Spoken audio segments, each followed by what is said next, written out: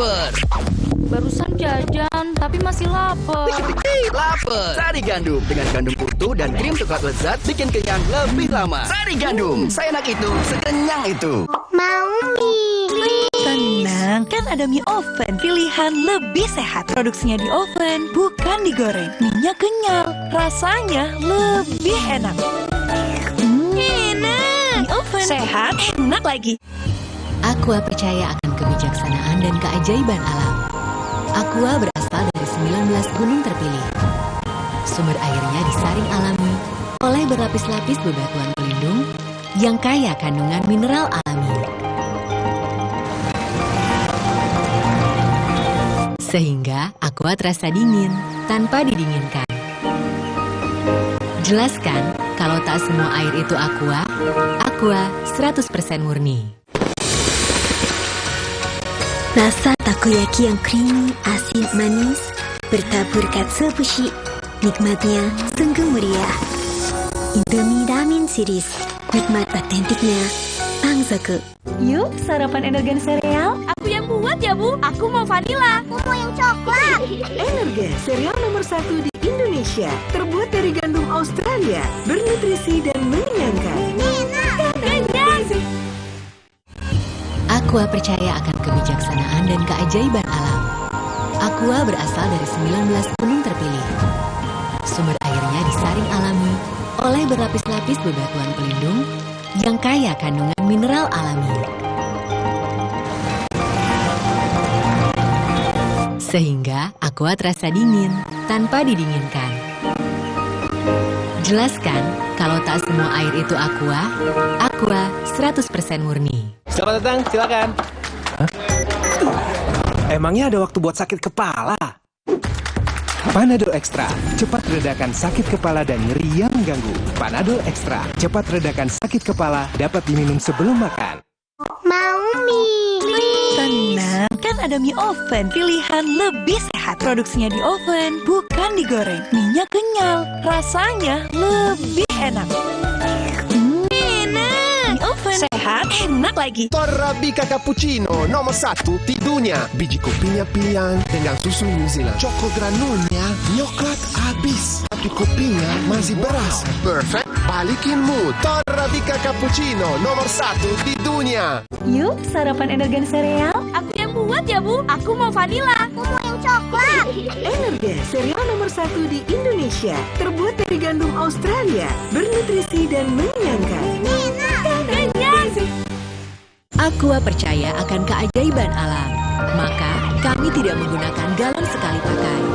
Galon kami disanitasi dengan seksama sebelum diisi ulang. Aqua 100% murni. Terus, enaknya terus. Manis asam, chewy. Manis asam, chewy. Manis asam, chewy. Oleh terus. Gak nempel di gigi. Slay, oleh.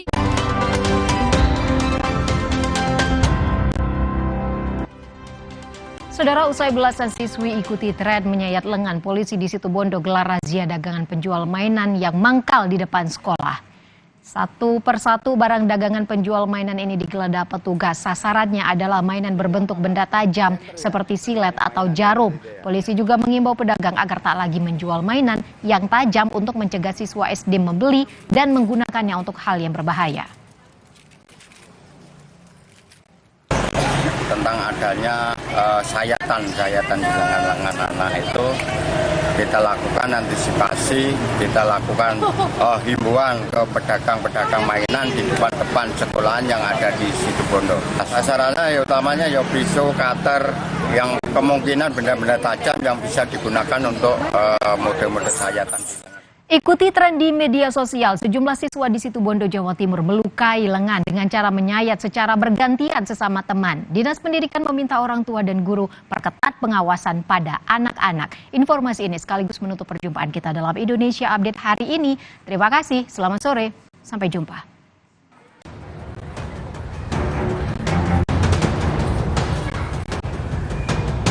Diduga demi mengikuti tren di media sosial TikTok, sejumlah siswa di Situbondo, Jawa Timur nekat melukai lengan sendiri hingga menimbulkan bekas luka. Ini salah satu kondisi lengan siswa yang sengaja dilukai. Dinas Perlindungan Anak di Kabupaten Situbondo, Jawa Timur turun langsung memberikan edukasi anti kekerasan. Di hadapan puluhan murid sekolah dasar, Dinas Perlindungan Anak memberi pemahaman untuk tidak melukai diri sendiri. Puluhan murid juga akan diberikan pendidikan karakter. Orang tua, anak didik, dan satuan pendidikan ini harus bersama-sama. Kita berkolaborasi bersama. Yang tujuannya bagaimana memberikan pemenuhan hak kepada anak. Tak ingin aksi berbahaya ini makin meluas dilakukan, Dinas Pendidikan pun langsung mengeluarkan surat edaran agar para orang tua dan guru memperketat pengawasan terhadap anak-anak. Alhamdulillah sampai hari ini masih di satu sekolah karena kami setelah buat edaran itu kami minta informasi dari sekian kecamatan lah, dari teman-teman termasuk yang SMP nggak ada yang laporan gitu kan. Selain memberikan edukasi ke siswa, pihak sekolah berharap orang tua juga dapat mengawasi anaknya saat di rumah, terutama pengawasan tentang pergaulan dan penggunaan gawai, apalagi saat membuka media sosial. Tim Liputan Kompas TV, Situbondo, Jawa Timur. Wacana duet Ganjar Prabowo telah tertutup usai pernyataan Ketua Umum PDI Perjuangan Megawati Soekarno Putri. Lalu siapa yang akan menjadi pasangan Ganjar dan Prabowo jelang pendaftaran Pilpres yang kian dekat? Apa saja faktor yang menentukan? Dan siapa yang menjadi pilihan? Simak pembahasannya dalam Satu Meja The Forum. Kejar tayang jelang pendaftaran Rabu 4 Oktober pukul 8:30 malam live di Kompas TV. Sesaat lagi Anda akan menyaksikan Kompas Petang didukung oleh 2 sendok kopi dan 1 sendok gula. Kopi Luwak Hitam Baru. Di tengah kabar menghilangnya mentan Syahrul Yassin Limpo, usai KPK menyita uang 30 miliar rupiah dari rumah dinasnya. Menko Polhukam Mahfud MD nyatakan mentan telah berstatus tersangka.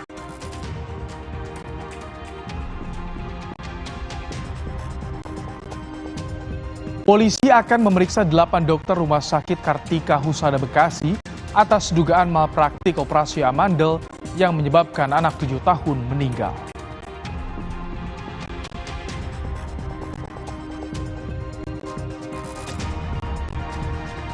Presiden Jokowi, saudara, sampaikan isi pembicaraan dengan Susilo Bambang Yudhoyono di Istana Bogor. Jokowi menyebut pertemuan hampir 1 jam tersebut membahas soal 2024.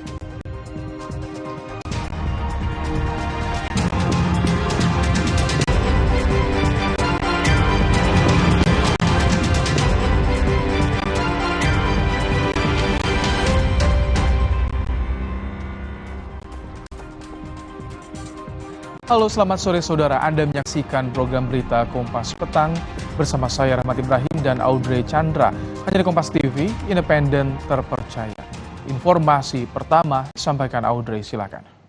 Ibrahim, terima kasih. Saudara, kebakaran menimpa sejumlah warga Sumur Batu, Kemayoran, Jakarta Pusat.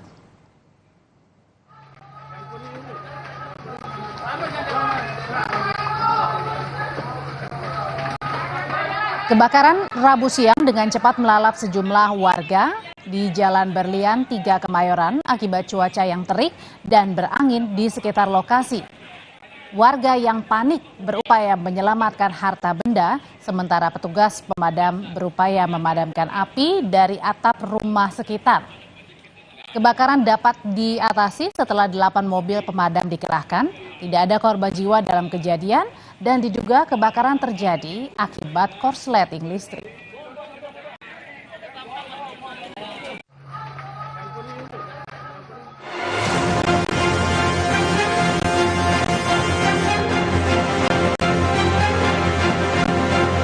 Bahwa dia sudah tersangka, ya saya sudah dapat informasi.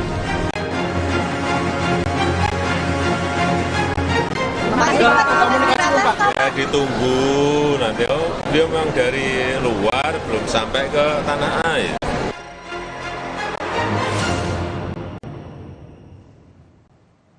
Menko Polhukam Mahfud MD menyebut Menteri Pertanian Syahrul Yassin Limpo, saudara, sudah berstatus jadi tersangka di KPK. Mahfud pastikan status Menteri Pertanian sudah tersangka ini berdasarkan laporan resmi dari KPK yang ia terima beberapa waktu lalu.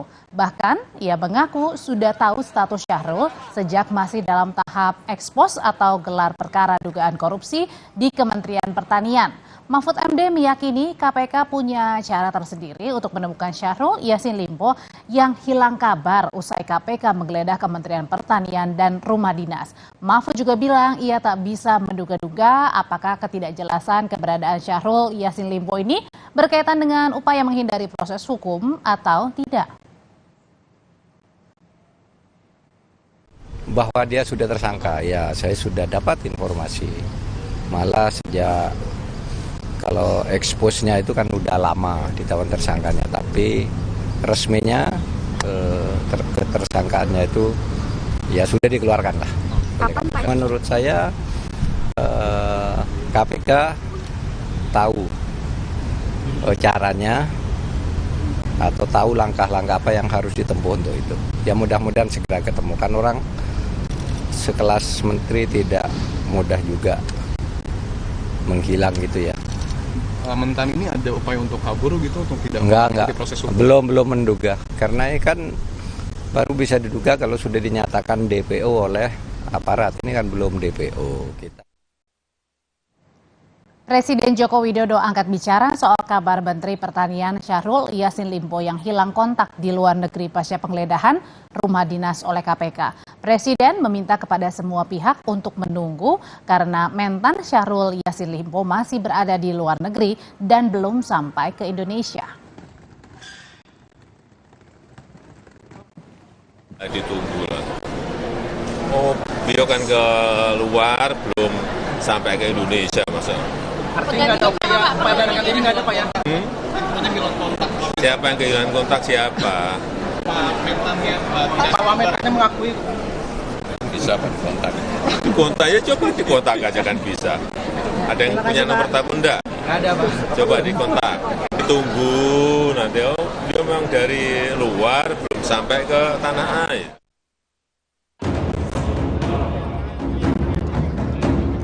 Pasca KPK menggeledah rumah dinas dan ruang kerja Menteri Pertanian dan menyita uang 30 miliar rupiah, keberadaan Syahrul Yassin Limpo hingga kini masih misteri. Jajaran Kementerian Pertanian hingga kini juga masih mencari dan menunggu kabar keberadaan mentan Syahrul Yassin Limpo. Ditemui usai rapat terbatas di Istana Negara, Wamentan menyampaikan saat lawatan ke Eropa, ada pejabat eselon 1 dan eselon 2 yang ikut dalam rombongan mentan. Namun, saat berada di Spanyol, rombongan terpisah karena keterbatasan tiket penerbangan.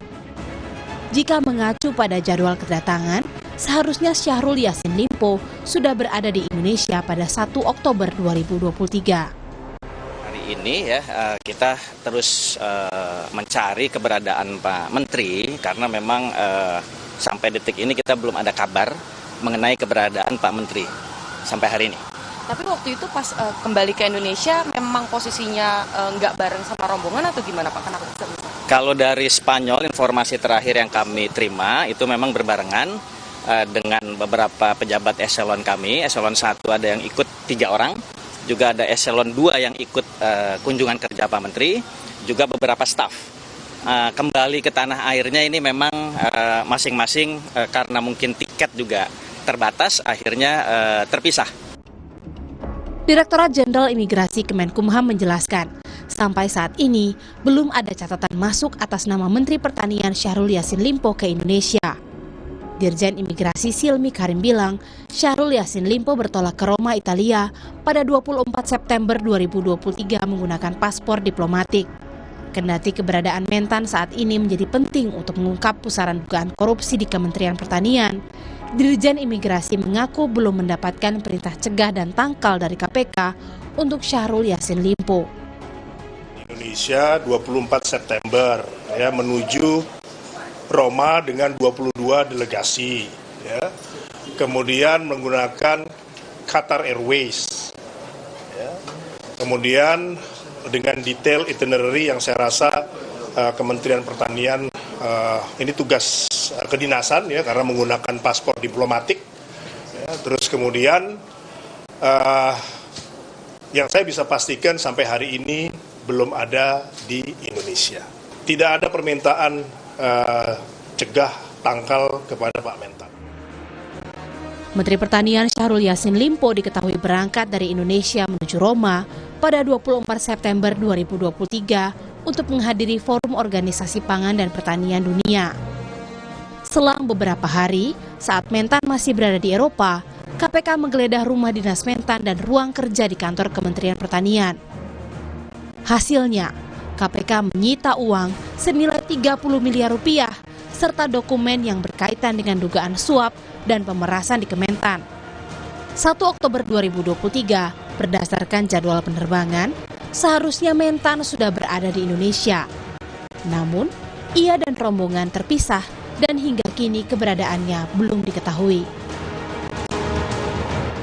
Menko Polhukam Mahfud MD meminta KPK mencari keberadaan Menteri Pertanian agar dugaan korupsi di Kementan bisa diungkap terang benderang. Mahfud mengaku mendapatkan informasi jika Menteri Pertanian Syahrul Yassin Limpo saat ini sudah ditetapkan sebagai tersangka. Namun, KPK hingga kini secara resmi belum menyampaikan identitas tersangka. Tak hanya identitas, jumlah dan peran tersangka juga akan disampaikan nanti oleh KPK. Tim Liputan, Kompas TV. Saat ini Bareskrim Polri tengah menyelidiki soal kepemilikan 12 senjata api yang ditemukan KPK saat penggeledahan di rumah dinas Mentan Syahrul Yassin Limpo. 12 senjata api tersebut saat ini telah berada di Baintelkam Polri. Terkait dengan senpi, 12 senpi yang hasil penggeledahan KPK kemarin, saat ini 12 senpi tersebut sudah diamankan di Baintelkam Polri. Tentunya akan diteliti, akan dicocokkan dengan data yang ada di Baintelkam Polri. Kemudian saat ini penyelidikan, ingat ya, ini masih penyelidikan saat ini ditangani oleh Direktorat Tindak Pidana Umum Bareskrim Polri. Lalu bagaimana pencarian Syahrul Yassin Limpo oleh KPK pasca penggeledahan rumah dinasnya? Kita sapa jurnalis Kompas TV, ada Francisco Donasiano dari Gedung KPK Jakarta. Sisko, Menko Polhukam bilang sudah ada informasi bahwa Mentan ini jadi tersangka. Berarti artinya tinggal KPK yang mengumumkan. Sudah tahu kapan pengumuman dari KPK soal status ini?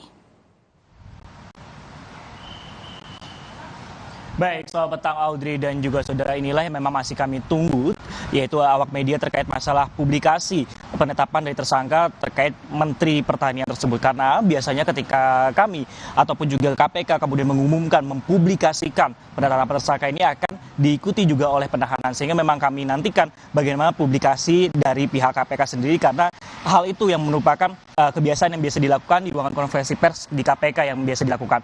Nah, tapi kalau kami pantau dan juga menarik bahwa tadi yang kita tanyakan ataupun juga yang berspekulasi bahwa kemana kemudian keberadaan dari Menteri Pertanian yaitu Syahrul Yassin Limpo, mengingat bahwa 4 hari sebelum dilakukan penggeledahan oleh pihak KPK baik itu di rumah dinas, kemudian di kantor Kementerian Pertanian yang berada di Ragunan, Jakarta Selatan, bahkan informasi terakhir yang kami dapatkan dilakukan penggeledahan terkait masalah penyidikan perkara dugaan tindak pidana korupsi juga di Kementerian Republik Indonesia, Audrey dan juga saudara, ada di kawasan Jagakarsa pada hari kemarin. Dan pada hari ini informasi terakhir yang kami dapatkan adalah melanjutkan penggeledahan di Kota Makassar, sehingga memang masih kami nantikan ataupun juga tunggu bagaimana rilis dari pihak KPK, karena ketika sudah melakukan penetapan tersangka, penahanan tersangka oleh pihak KPK, nantinya biasanya akan 20 hari seperti itu penahanan dan bisa diperpanjang sesuai dengan kebutuhan penyidikan seperti itu.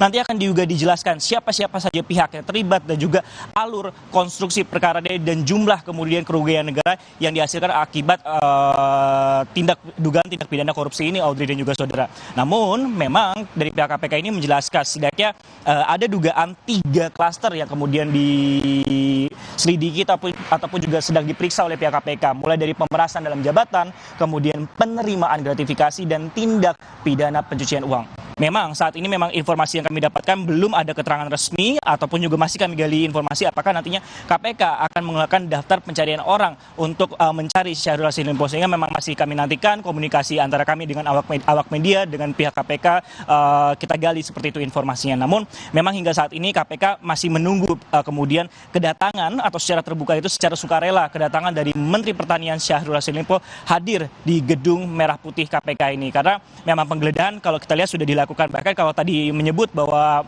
Menko Polhukam yaitu Mahfud MD menjelaskan bahwa sebenarnya untuk tersangka ini sudah diketahui sejak ekspos, berarti ini sudah melewati tahap penyidikan seperti itu dan sudah masuk tahap penyidikan seperti itu Audrey dan juga saudara, sehingga memang kami nantikan bagaimana kemudian apakah benar informasi terakhir yang kami dapatkan besok kemudian Menteri Pertanian akan tiba di tanah air atau seperti apa, ini yang masih akan kami nantikan kedatangannya di gedung Merah Putih KPK. Kembali ke Anda Audrey. Penting untuk dinanti kedatangan dari Mentan Syahrul Yassin Limpo yang berada di luar negeri, karena sejumlah barang bukti uang puluhan miliar juga sudah disita dan kabarnya juga sudah ada penetapan tersangka. Terima kasih laporannya dari Gedung Merah Putih Jakarta, Francisco Donasiano.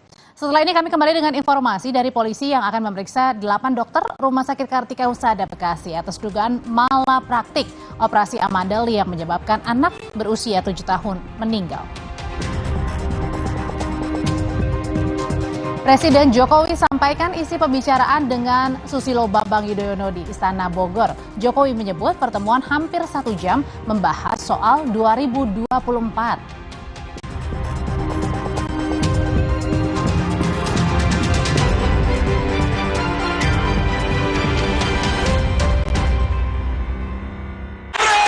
Dua sendok kopi dan 1 sendok gula.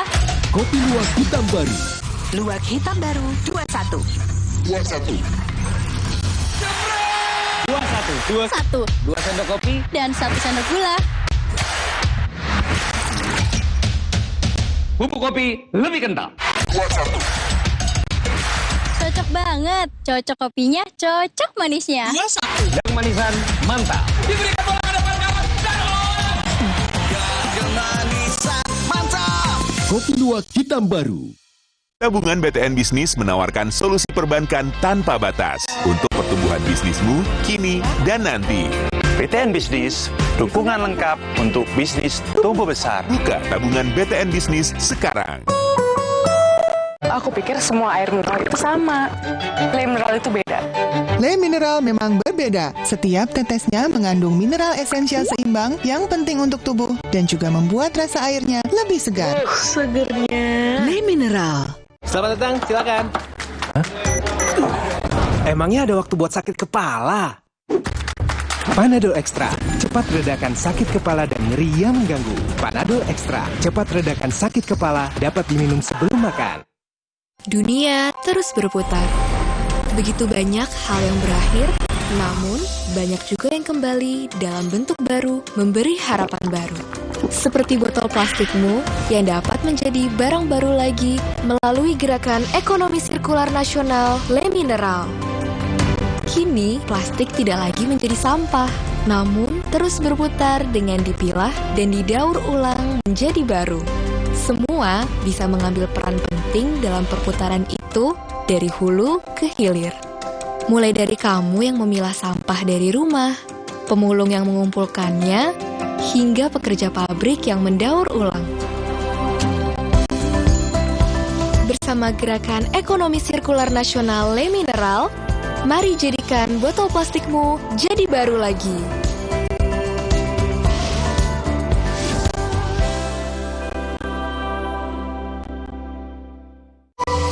Siapkan diri untuk pencapaian luar biasa dan lewati batasmu. Stargazer X, unleash the X in you. Demi mendapatkan sumber mata air terbaik, Le Mineral melakukan ratusan eksplorasi. Setiap tetesnya mengandung mineral esensial seimbang yang penting untuk tubuh, galon yang selalu baru, dan bebas BPA. Inilah komitmen Le Mineral. Kalah. Lapar sih. Aha, Brahma Makis Abon aja.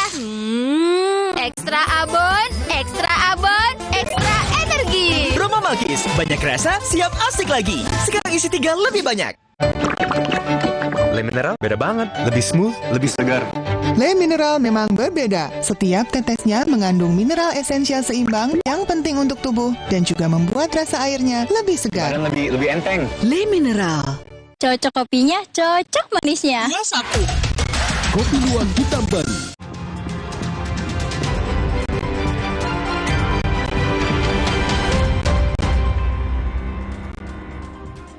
Saudara, jenazah Alvaro Darren, anak berusia 7 tahun yang diduga menjadi korban malapraktik, dimakamkan hari ini.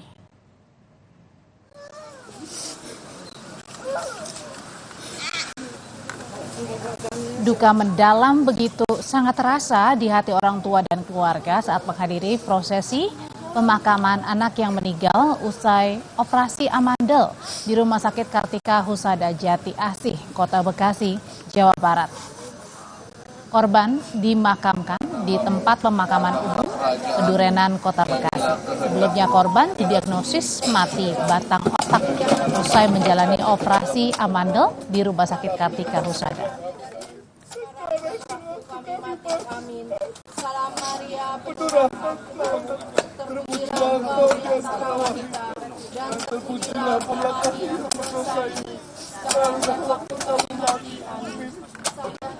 Manajemen Rumah Sakit Kartika Husada Kota Bekasi, Jawa Barat mendatangi rumah duka untuk menyampaikan bela sungkawa kepada pihak keluarga anak yang meninggal usai operasi amandel. Pihak manajemen termasuk Direktur Utama Rumah Sakit Kartika Husada menemui keluarga almarhum di rumah duka di Rumah Sakit Elizabeth, Kota Bekasi. Sebelumnya korban bersama kakaknya menjalani operasi amandel di Rumah Sakit Kartika Husada 19 September lalu. 3 hari setelah operasi, korban didiagnosis mati batang otak.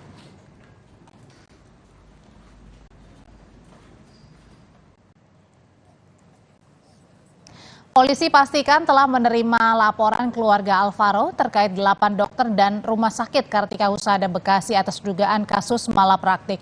Polisi menyebut akan memeriksa sejumlah saksi mulai dari orang tua korban hingga terlapor, yakni 8 dokter yang dilaporkan pihak keluarga.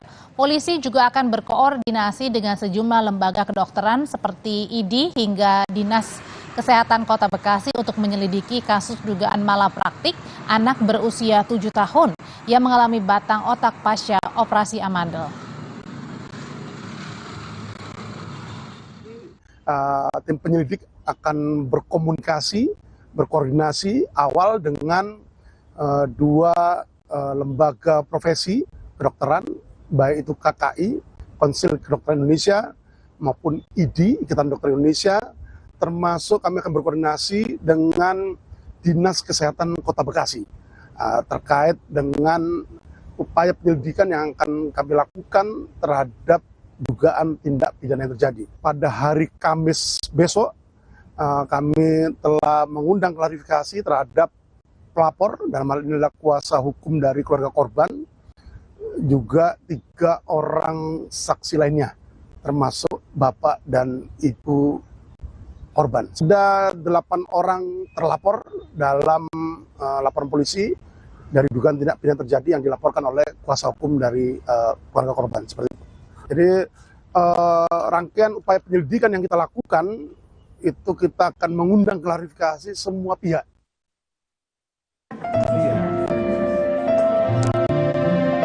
Kematian Alvaro Darren masih meninggalkan duka cita mendalam bagi keluarga.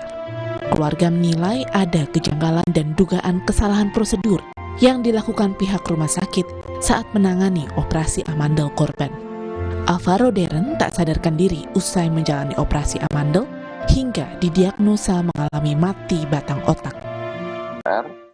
Yang dimana di situ dokter THT itu menemui istri saya dan memberitahukan kalau operasi berjalan lancar. Tapi setelah itu anak saya sepertinya belum sadar dan menarik nafas berat sekitar 3 kali, dan sampai kemudiannya dia tidak sadarkan diri dan mengalami henti napas dan henti jantung saat itu. Pihak Rumah Sakit Kartika Husada mengaku penanganan korban sudah sesuai standar operasional prosedur dan tidak ada tindakan malapraktik selama proses operasi dan perawatan berlangsung. Manajemen Rumah Sakit Kartika Husada sudah mencari rumah sakit rujukan ke 80 rumah sakit di sekitar Jabodetabek. Namun, ketika rumah sakit rujukan didapat, kondisi Alvaro terus menurun hingga meninggal dunia. Rumah sakit memastikan masih menunggu hasil investigasi terkait penyebab Alvaro mengalami mati batang otak usai menjalani operasi amandel. Kondisi kegawat daruratan, kita sudah pasti melakukan setiap tindakan sesuai dengan prosedur. Dan jika ada pasien yang meninggal, kita akan lakukan investigasi dan audit medis bersama komite medik beserta dengan disiplin ilmu kedokteran dari masing-masing bidang. Bisa disebut menjadi suatu kelalaian, artinya bahwa kita sebagai sesuatu yang tindakan medis itu memiliki resiko medis yang pasti mungkin muncul. Tetapi hal ini hanya bisa dapat dibuktikan secara ilmiah dan saat ini kita masih melakukan investigasi. Juru bicara Ikatan Dokter Indonesia, Beni Satria menyebut untuk memastikan dugaan malapraktik dalam kasus Alvaro Deren, maka harus dilakukan audit medis. Jika terbukti ada pelanggaran yang dilakukan tim medis atau rumah sakit, maka ada sanksi yang bisa diberikan. Terbukti dari proses audit medis yang dilakukan komite medis nanti, dan kemudian dilakukan juga oleh yang lembaga independen, oleh Majelis Disiplin atau MKDKI, Majelis Kehormatan Disiplin Kedokteran, dan kemudian terbukti, seandainya terbukti, maka sanksi hukumnya ada. Sebagaimana yang dituntut oleh pihak keluarga melalui kuasa hukum, bahwa ada tuntutan di sana apabila ini mengakibatkan kematian. Maka ada ancaman 5 tahun penjara atau... Kasus dugaan malapraktik sudah dilaporkan keluarga Alvaro ke Polda Metro Jaya. Kini polisi akan melakukan serangkaian upaya penyelidikan atas laporan tersebut. Tim Liputan Kompas TV. Informasi lainnya, Jaksa Penuntut Umum KPK menghadirkan presenter Brigita Manohara di persidangan Bupati Nonaktif Membramo Tengah Riki Hampagawak di Pengadilan Tipikor Makassar. Saksi Brigita Manohara, saudara, mengaku menerima uang 480 juta rupiah dan sebuah mobil dari terdakwa Riki Hampagawak. Brigita mengaku ia menerima uang tersebut sebagai bentuk apresiasi. Namun Brigita mengaku sudah mengembalikan uang hasil pemberian ke KPK.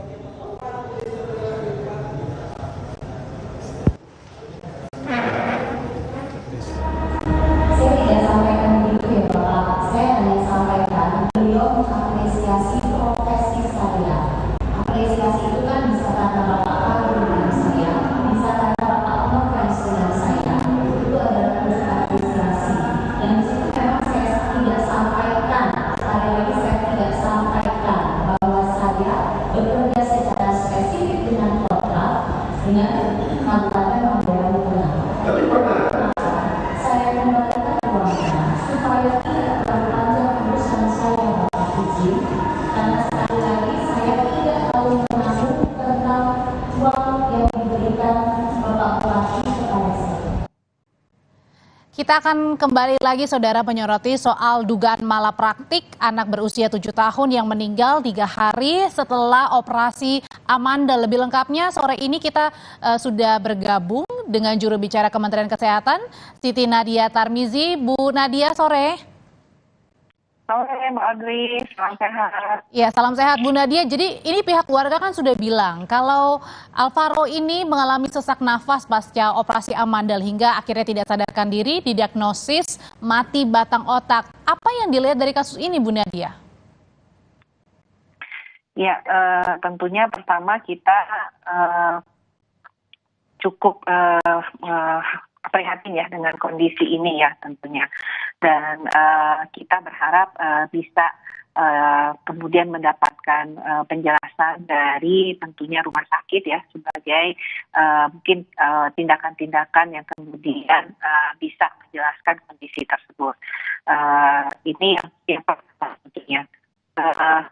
Yang kedua adalah rumah sakit memang harus segera melakukan audit kasus ini. Dan kemudian terutama komite medik menentukan ya seperti apa langkah yang diambil, apakah sudah sesuai dengan prosedur yang terjadi. Bu Nadia, apakah ada indikasi pelanggaran prosedur yang dilakukan pihak rumah sakit dan juga dokter yang menangani?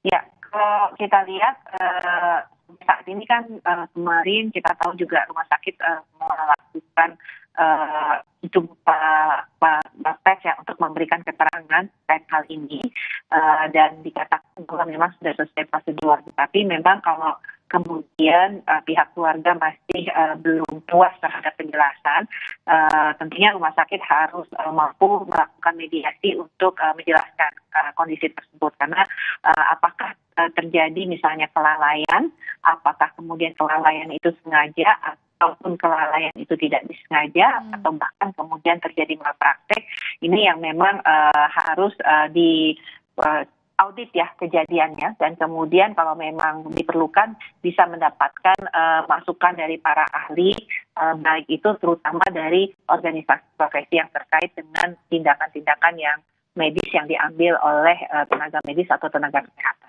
Kalau untuk menentukan masuk golongan apa, yang mana lalai secara sadar ataupun tidak, ini siapa yang menentukan, siapa yang mengauditnya, Bu Nadia? Ya, yang pertama adalah dilakukan secara internal ya, artinya dilakukan oleh di komite medis, karena memang komite medis di dalam rumah sakit, di dalam undang-undang rumah sakit kan memang sudah dikatakan bahwa komite medis adalah komite yang menjaga profesionalisme di rumah sakit, seperti itu. Kalau untuk meneliti misalnya dugaan dari 8, tadi kan ada laporan ya, 8 dokter yang dilaporkan. Nah, apakah ini dari pihak ini maupun Kementerian Kesehatan misalnya Bu Nadia mungkin punya lembaga khusus untuk menangani masalah dugaan pelanggaran profesi yang dilakukan dokter? Ya, jadi mekanisme yang selama ini ada dalam tentunya profesionalisme, kita tahu bahwa orang yang profesionalisme ya yang harus melakukan yang sesuai dengan profesi dan yang memahami profesi yang tentunya bisa menentukan apakah sebuah tindakan ataupun sebuah prosedur itu sudah sesuai dengan standar yang ada. Nah, kita tahu bahwa dokter itu punya tentunya kompetensi khusus dan punya standar operasional. Nah, standar operasional ini berlaku untuk semua dokter dengan bidang tersebut. Nah, kita tahu juga ada majelis seperti kode etik ataupun juga majelis yang ada di dalam organisasi profesi ya, yang akan menilai apakah memang terjadi kelalaian dan sebagainya. Tetapi kan memang prosedurnya memang harus dilakukan audit yang kemudian nanti dimintakan pendapat dari berbagai ahli ataupun narasumber lah seperti itu ya, untuk kemudian menentukan apakah ini memang adalah suatu kelalaian atau tidak, seperti itu. Nah, Kementerian Kesehatan sendiri tentunya kita ketahui bahwa ini banyak untuk mengetahui apakah ini sesuai dengan prosedur ataupun sesuai dengan tindakannya sudah ada, ini dilakukan oleh orang-orang yang memang sesuai dengan profesinya. Dan profesi ini bisa diambil dari misalnya organisasi profesi ataupun juga dari fakultas kedokteran di mana memang di sana ada para ahlinya. Oke, dan sampai saat ini termasuk juga ya Kementerian Kesehatan juga terus memantau ya Bu ya. Dan terakhir kalau untuk keluarga sendiri selain ke polisi bisa melapor kemana lagi Bu? Supaya bisa segera ditindak? Ya, tentunya yang pertama bisa meminta ID ya sebagai organisasi profesi ya, ataupun juga kepada Kementerian Kesehatan untuk membantu fasilitasi proses ini. Baik, dan semoga tindakannya juga lebih lanjut supaya mengetahui apakah benar ada dugaan malapraktik. Alvaro ini meninggal usai dioperasi amandel dan mengalami mati batang otak. Terima kasih juru bicara Kementerian Kesehatan Bu Siti Nadia Tarmizi, sehat selalu. Usai jeda kami kembali dengan informasi disebut sering ketemu Megawati, benarkah Mahfud MD dan Khofifah Indar Parawansa jadi calon kuat Cawapres Ganjar? Saat ini kami akan bahas, hanya tetaplah bersama kami di Kompas Petang.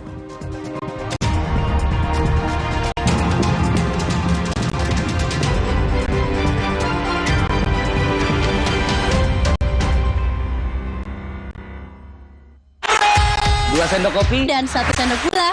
Kopi luwak hitam baru.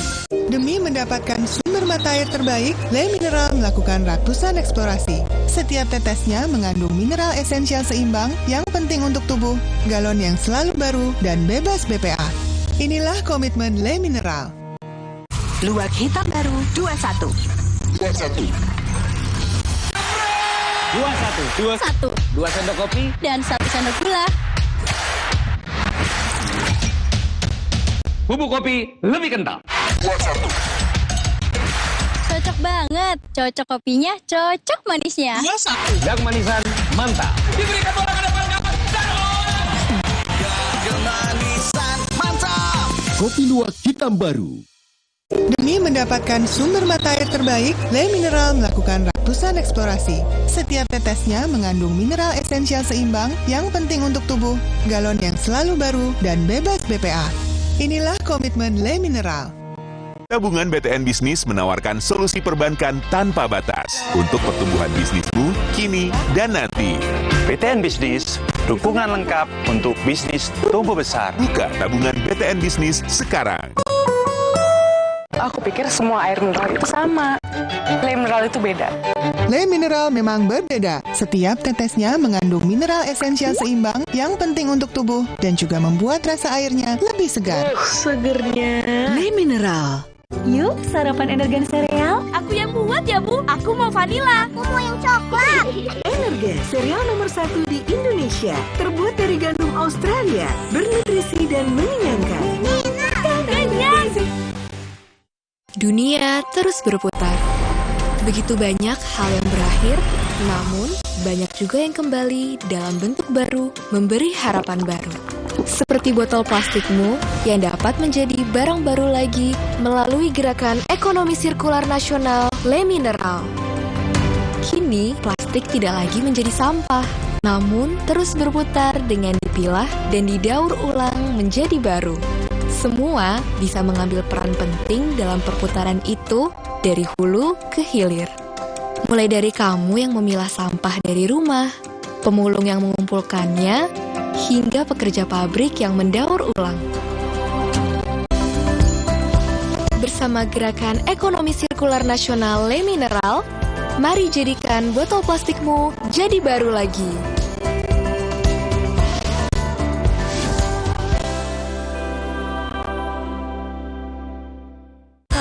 Alah, lapar sih. Aha, Roma Makis Abon aja. Ekstra abon, ekstra abon, ekstra energi. Roma Makis, banyak rasa, siap asik lagi. Sekarang isi 3 lebih banyak. Le Mineral beda banget, lebih smooth, lebih segar. Le Mineral memang berbeda. Setiap tetesnya mengandung mineral esensial seimbang yang penting untuk tubuh dan juga membuat rasa airnya lebih segar. Dan lebih enteng. Le Mineral. Mau mie. Tenang, kan ada mie oven. Pilihan lebih sehat. Produksinya di oven, bukan digoreng. Minyak kenyal, rasanya lebih enak. Enak. Oven. Sehat, enak lagi. Cocok kopinya, cocok manisnya. 21. Kopi luwak hitam baru.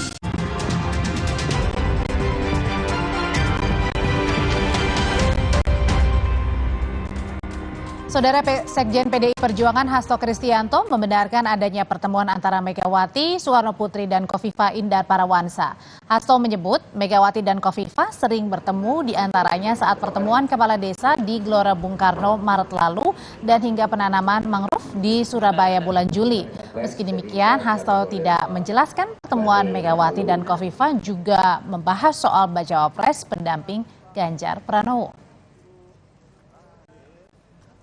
Pertemuan Ibu Mega dengan Ibu Khofifah memang dilakukan berulang kali. Ada pertemuan pada saat pertemuan para kepala desa seluruh Indonesia. Ada pertemuan juga pada saat meninjau mangrove. Karena Ibu Mega ini pecinta lingkungan, sehingga menempatkan Pilpres, Pileg itu juga sebagai komitmen di dalam membangun kehidupan bagi masa depan melalui kegiatan merawat pertiwi. Soal cawapres atau dalam pertemuan itu? Ya, dalam pertemuan itu membahas tentang mangrove, membahas tentang pemerintahan ke depan.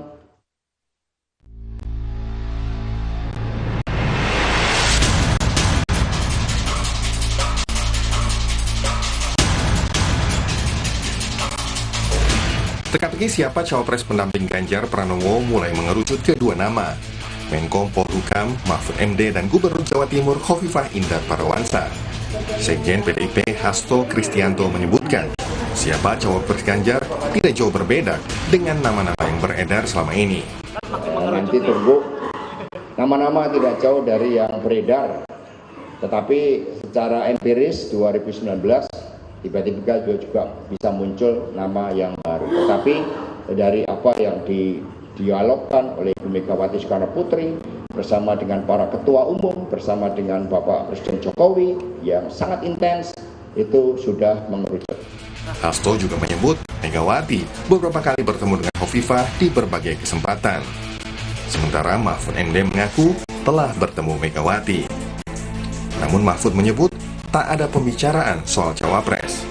Pertemuannya dengan Megawati membahas ideologi dan konstitusi dalam kapasitas Megawati sebagai Ketua Dewan Pengarah BPIP dan Mahfud MD sebagai Menko Polhukam.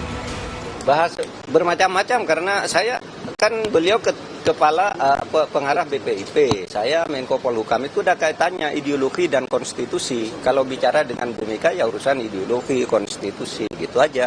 Dan itu sering dilakukan. Kok kalau sekarang kok jadi berita tuh sering kok dilakukan.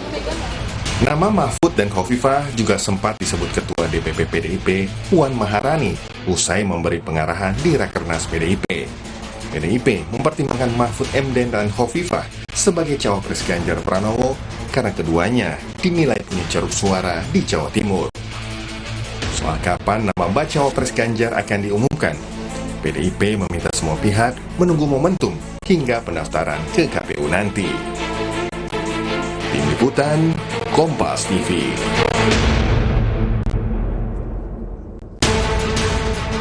Mahfud dan Khofifah disebut kerap bertemu dengan Megawati Soekarno Putri. Benarkah ini merupakan sinyal kalau kedua nama akan menjadi calon terkuat pilihan Megawati? Lalu seperti apa juga peluang Sandiaga Uno yang sejak awal mendukung Ganjar bersama dengan P3?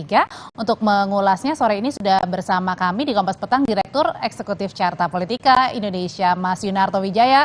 Mas Soto, sore. Selamat sore, Audrey.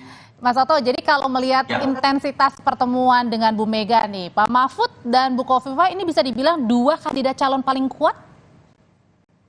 Sebetulnya kalau kita lihat, ini kan masih asumsi ya, terkait dengan Ibu Khofifah dan Prof. Mahfud, saya pikir ini framingnya karena belakangan ini tokoh-tokoh Jawa Timur ini menjadi rebutan. Kalau kita ingat kan dimulai dari masuknya nama Caimin secara mengagetkan, tiba-tiba tanda kutip disepakati menjadi calon wakil presidennya Anies Baswedan.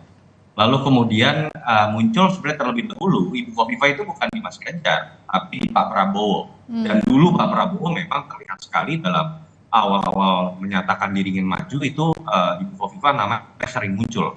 Lalu kemudian muncul juga Prof. Mahfud. Jadi ada satu kesamaan di sini, ada framing besar bahwa ketiga calon ini membutuhkan sosok NU, membutuhkan juga Jawa Timur yang memang dapilnya, yang memang mata pilihnya besar dan memiliki fungsi berbeda-beda. Kalau buat Mas Ganjar, konteksnya adalah penguatan.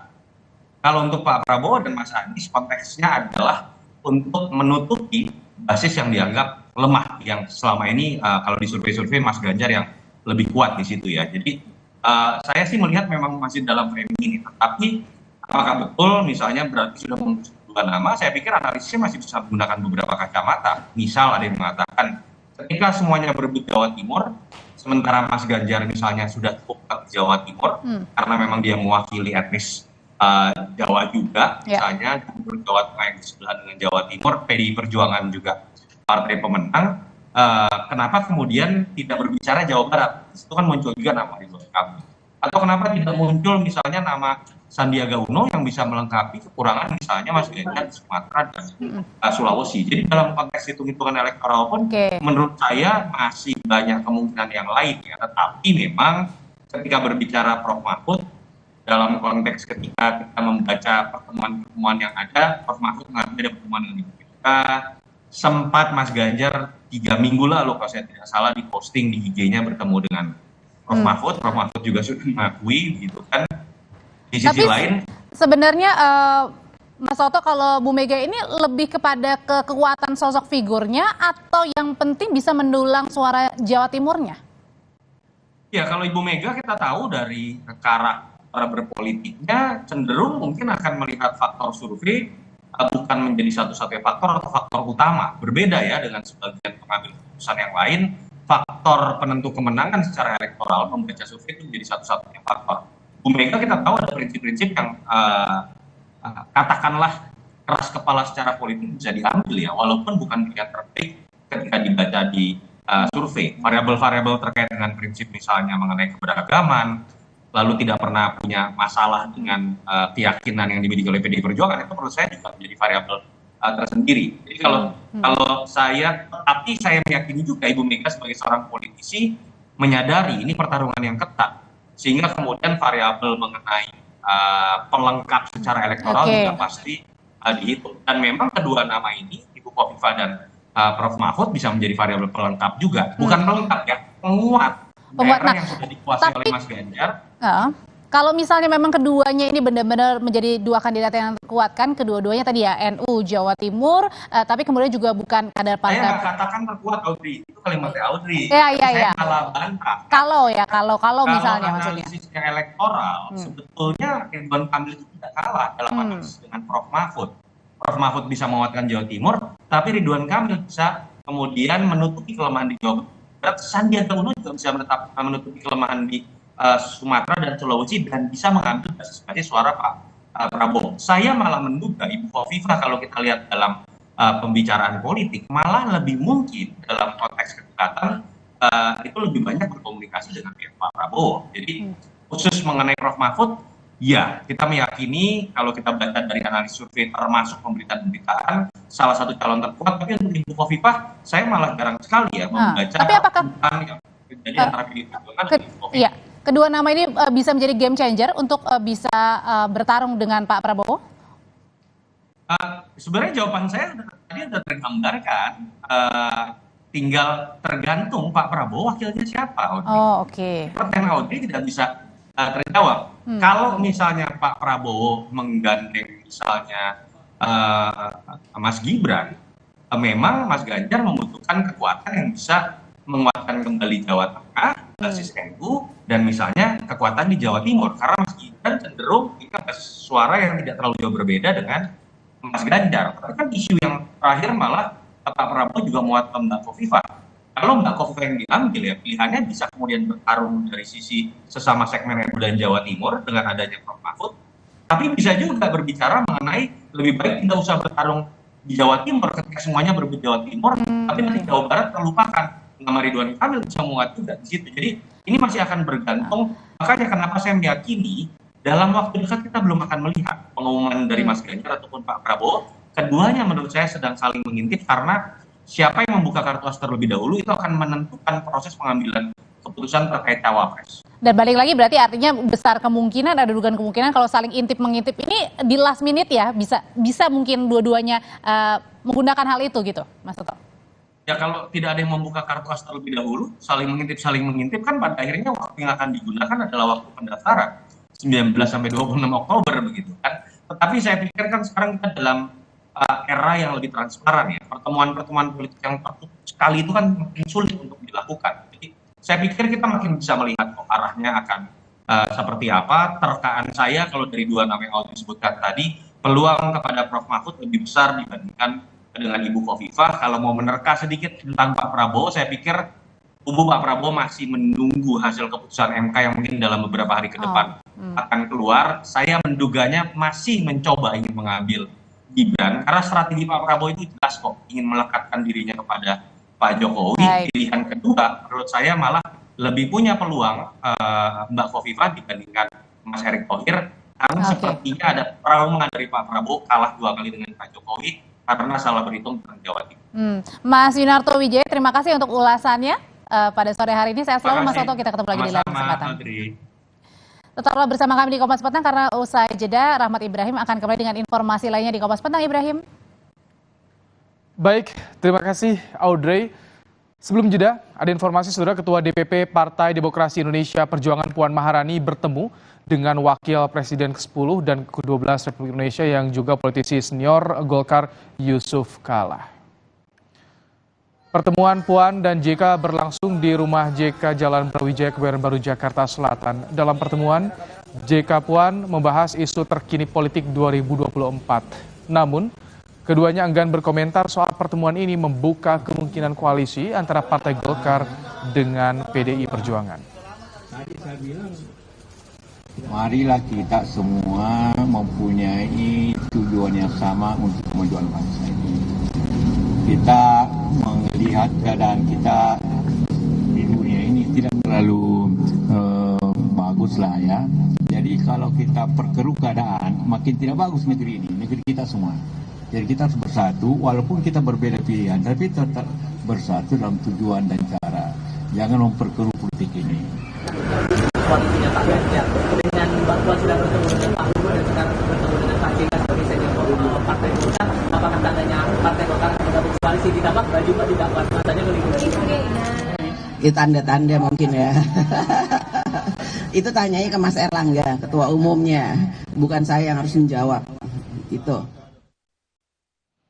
Ada juga informasi pasangan bakal calon presiden dan wakil presiden Koalisi Perubahan untuk Persatuan Anies Baswedan, Muhaimin Iskandar, hari ini melakukan pertemuan dengan ratusan petani di Banyumas, Jawa Tengah.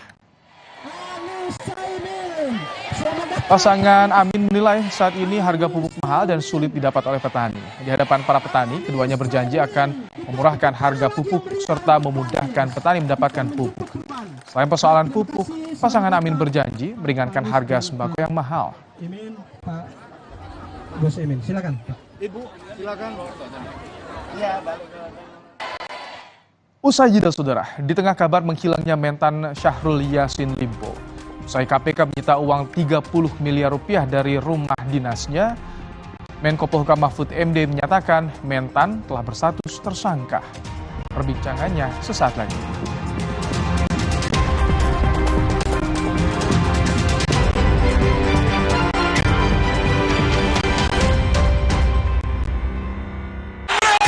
Dua sendok kopi dan 1 sendok gula. Kopi luwak hitam baru. Di tanganmu, botol plastik bekas bisa jadi baru lagi. Seperti tas, baju, hingga sepatu ini. Bersama Gerakan Ekonomi Sirkular Nasional Le Mineral, mari mulai kebiasaan baru memilah sampah plastik dari rumah, menyalurkan lewat aplikasi, pemulung, ataupun bank sampah. Sampah plastikmu memberi nilai tambah untukmu dan juga untuk mereka. Dengan langkah sederhana, pisahkan sampah sesuai jenisnya, sampah organik, plastik termasuk PET, kertas, dan kaleng, lalu salurkan. Sampah plastik yang terpilah bisa didaur ulang. Mulai kebiasaan baru dan buat botol plastik bekasmu jadi baru lagi.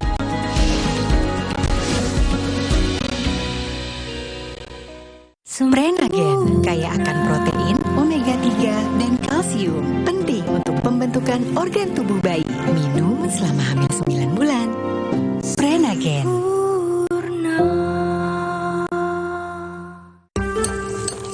Ma, minum dulu biar nggak capek. Senang kan melihat anak tumbuh dengan baik bersama Morinaga Cilgo, nutrisi berkualitas untuk dukung daya tahan tubuh, bantu tumbuh kembangnya. Morinaga Cilgo. Yuk, sarapan Energen sereal. Aku yang buat ya, Bu. Aku mau vanila. Aku mau yang coklat. Energen, sereal nomor 1 di Indonesia. Terbuat dari gandum Australia, bernutrisi dan mengenyangkan. Kenyang. Demi mendapatkan sumber mata air terbaik, Le Mineral melakukan ratusan eksplorasi. Setiap tetesnya mengandung mineral esensial seimbang yang penting untuk tubuh, galon yang selalu baru, dan bebas BPA.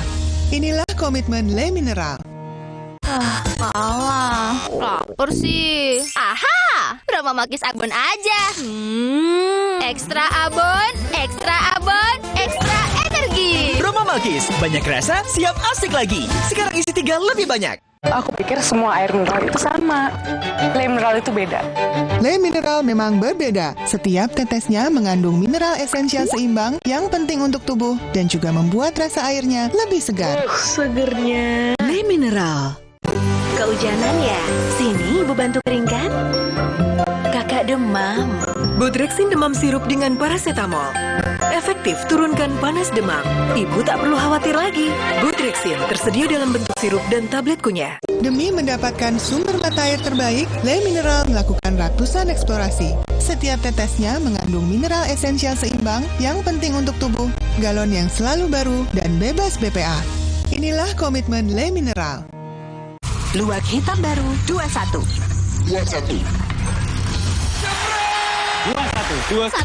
sendok kopi dan 1 sendok gula. Bubuk kopi lebih kental. Cocok banget. Cocok kopinya, cocok manisnya.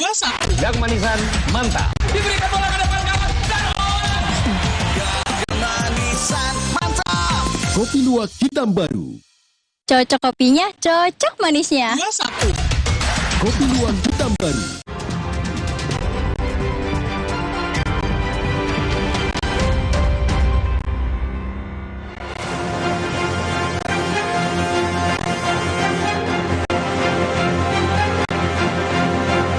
Bahwa dia sudah tersangka, ya saya sudah dapat informasi.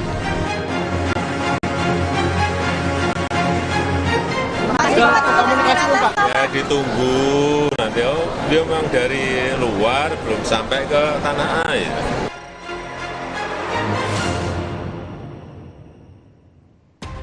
Saudara, Menko Polhukam Mahfud MD menyebut Menteri Pertanian Syahrul Yassin Limpo sudah berstatus jadi tersangka di KPK.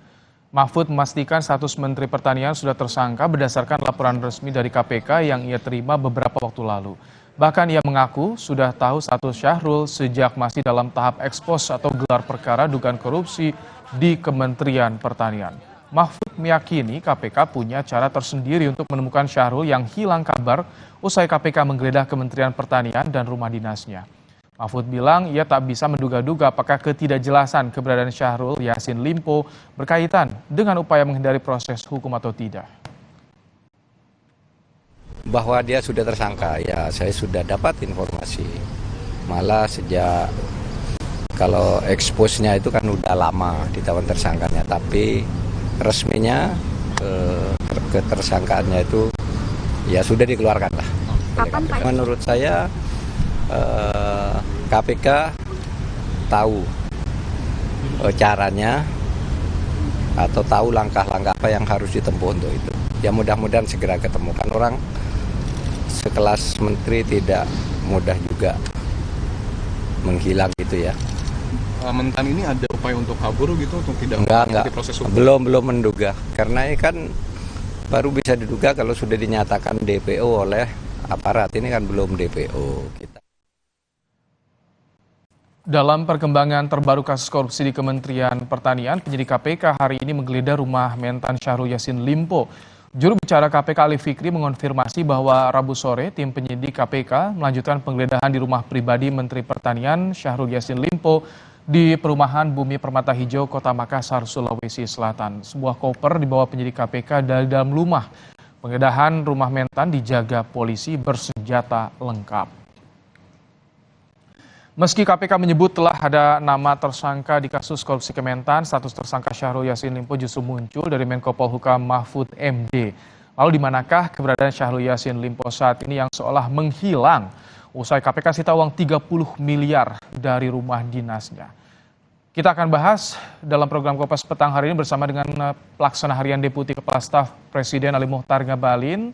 Dan juga ada Kepala Departemen FHTN UGM Zainal Arifin Muhtar. Dan saudara, kami juga sebetulnya sudah berupaya untuk mengundang dari Partai Nasdem untuk konfirmasi soal keberadaan Syahrul Yassin Limpo, namun belum ada yang bisa bergabung dalam Kompas Petang sore hari ini. Kita akan sapa terlebih dahulu. Selamat sore, Assalamualaikum Pak Ngabalin, Mas Uceng. Waalaikumsalam. Waalaikumsalam warahmatullahi wabarakatuh. Baik, Pak Ngabalin, Istana sudah dapat kabar soal keberadaan Pak Mentan, Pak Ngabalin? Ya, tadi memang beredar informasi seperti itu, tetapi hari ini teman-teman semua full ada di Purwokerto, sehingga komunikasi kita juga menyampaikan terkait dengan status Pak Syahrul Yassin Limpo yang ditetapkan oleh KPK. Kita tadi mendapatkan informasi langsung dari Pak Menko Polhukam. Ya, karena kita juga tahu di Kementan masih mencari keberadaan, belum dapat informasi, belum bisa berkomunikasi. Tapi dari Partai Nasdem tahu katanya ada berobat. Bagaimana di istana menanggapi ini, Pak Ngabalin? Ya, Pak Sahrul itu pergi ke luar negeri dalam menjalankan tugas dan tanggung jawab beliau sebagai Menteri Pertanian. Karena itu saya tahu betul integritas yang dimiliki oleh Pak Sahrul, baik dalam kapasitas yang beliau miliki sejak dahulu, kemudian sampai hari ini. Karena itu saya kira yang paling tepat bagi kita adalah tetap kita harus sabar, kemudian menunggu sampai beliau tiba di Jakarta. Dan seperti kita tahu juga informasi resmi dari teman di Partai Nasdem, beliau akan tiba tanggal 5 besok. Karena itu paling tepatnya kita mesti menunggu ini supaya kita tidak membuat berbagai pernyataan yang tidak memberikan edukasi kepada masyarakat. Oke, jadi dari sana nunggu sampai besok. Nah, Mas Uceng, ini menarik. Di tengah hilang kabar, tak tahu keberadaannya di mana Mentan ini. Tapi muncul dari Pak Mahfud pernyataan sudah dapat info Mentan jadi tersangka kasus. Bagaimana tanggapan Anda? Ini KPK belum mengumumkan padahal. Nah, memang ini menjadi menarik ya kalau kita bicara soal KPK dalam artian proses untuk penetapan tersangkanya, kan artinya begini, harus diklarifikasi betul pernyataan Pak Mahfud itu benarkah sudah tersangka. Kalau memang sudah tersangka, maka harusnya KPK yang mendahului untuk mengumumkan, kan, bukan pihak lain. Nah, yang kedua, kalau kemudian KPK memberitahukan dulu ke Menko Polhukam, nah pertanyaannya bisa banyak kemudian. Konteksnya apa? Apakah konteksnya memang KPK sekedar melakukan koordinasi, sudah menetapkan tersangka baru melakukan koordinasi, ataukah konteksnya adalah KPK membocorkan bahwa ada proses tersangka. Nah, saya kira konsep beginian ini paling mudah dan paling jelas harus KPK yang menjelaskan sebenarnya apa maksud dibalik belum diresmikannya proses tersangka, tapi kemudian ada pihak-pihak yang sudah diberitahu duluan soal proses tersangkanya. Tapi KPK sudah kasih kisi-kisi kan, Mas Uceng, udah naik sidik, sudah gelar perkara juga, ada uang nilai di situ yang disita juga, Mas Uceng. Ya, saya kira silahkan memberikan kisi-kisi ya, silahkan memberikan kode, silahkan memberikan apapun, tinggal nanti kan dilihat pada konteks administrasi penetapan tersangkanya. Kan ada administrasinya kan, kapan misalnya gelar perkara, kapan sprindik dibuat dan lain-lain sebagainya. Kan itu ada tanggalnya tuh. Nah, itu nanti akan menjelaskan betulkah kemudian yang diberitahukan ke Pak Mahfud itu adalah setelah atau sebelum tanggal itu. Itu yang akan menentukan apakah infonya dibocorkan atau infonya hanya sekedar dibagi karena proses koordinasi. Jadi penetapan tersangkanya sudah duluan, baru kemudian disampaikan ke Pak Mahfud misalnya, dan itu ada administrasinya pasti kan, karena administrasi penanganan pidana kan pasti ada gitu, ada surat yang menyatakan kapan orang akan menjadi tersangka gitu. Lalu yang kedua, apakah kemudian ini belum ada itu dibocorkan duluan, baru kemudian dibuatkan. Nah, itu silahkan KPK yang menjelaskan. Oke, ini kalau Anda lihat KPK masih nanggung nggak sih untuk mengungkap kasus ini, atau ini justru sebagai strategi dari penyidik untuk bisa mengamankan pengusutan kasus ini, Mas Uceng? Ya, saya kira bisa banyak kemungkinan.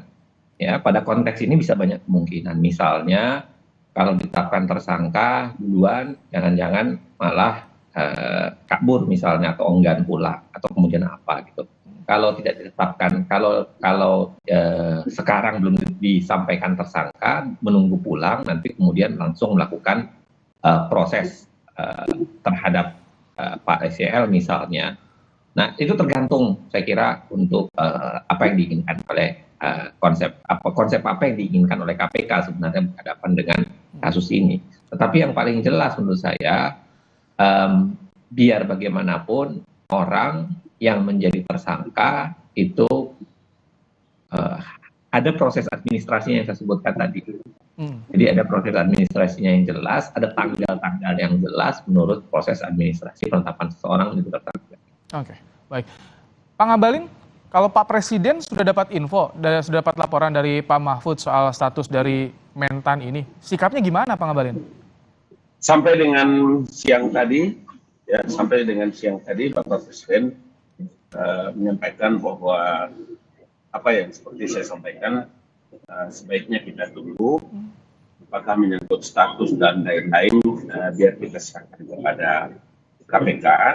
Tapi yang pasti untuk bisa membedah terkait dengan kedudukan Pak Sahrul dan apa yang tadi dibicarakan, sebaik mungkin memang kita harus menunggu.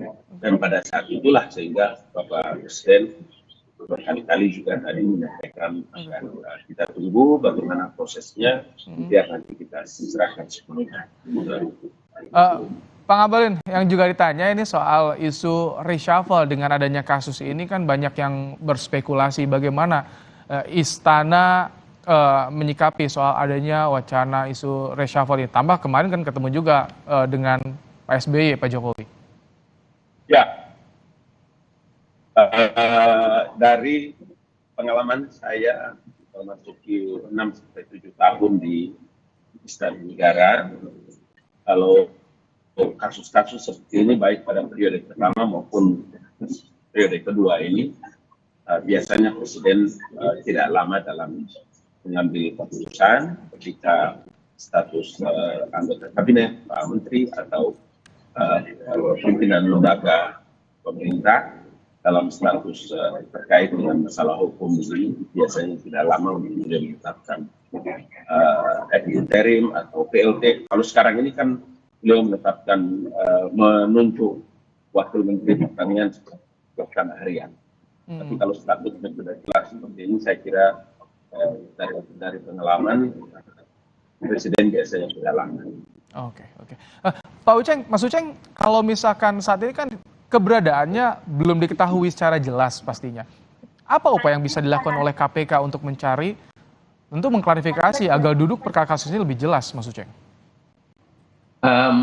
Saya sendiri kan kalau kita baca di media itu kan sudah disampaikan bahwa beliau di beberapa media ya yang saya baca ya, mereka sedang berobat, siap kembali ke tanggal 5. Saya kira silahkan ditunggu, prosesnya memang ada ke arah sana ya, tinggal ditunggu saja jadwalnya untuk pulangan dan kemudian prosesnya itu bisa dilakukan. Nah, kecuali kalau memang ada niatan di luar itu untuk menghilang misalnya dari janji tanggal 5 yang disampaikan itu tidak datang, dan saya kira itu bisa panjang dan itu bisa berakibat pada banyak hal gitu, termasuk tindakan yang bisa dilakukan oleh Presiden secara langsung. Saya kira begini, kalau bicara soal reshuffle itu kan mengangkat dan memberhentikan menteri itu adalah prerogatifnya Presiden ya. Dan karena dia prerogatifnya Presiden, maka saya berharap misalnya dalam kasus-kasus seperti ini tidak bisa ditinggalkan hanya sekedar pada corak pandang politiknya saja. Misalnya apakah dia partai koalisi atau oposisi, bukan sekedar itu. Tapi harus yang dipertimbangkan juga adalah transparansi dan akuntabilitas pemerintahan. Dalam artian demi transparansi dan akuntabilitas pemerintahan, maka penggantian cepat untuk jabatan-jabatan yang dianggap bisa menggerus kepercayaan publik akibat adanya praktik koruptif itu memang harus segera langsung dilakukan. Nah, lagi-lagi kalau informasinya jelas, proses korupsinya jelas. Nah itu dia, Mas Uceng.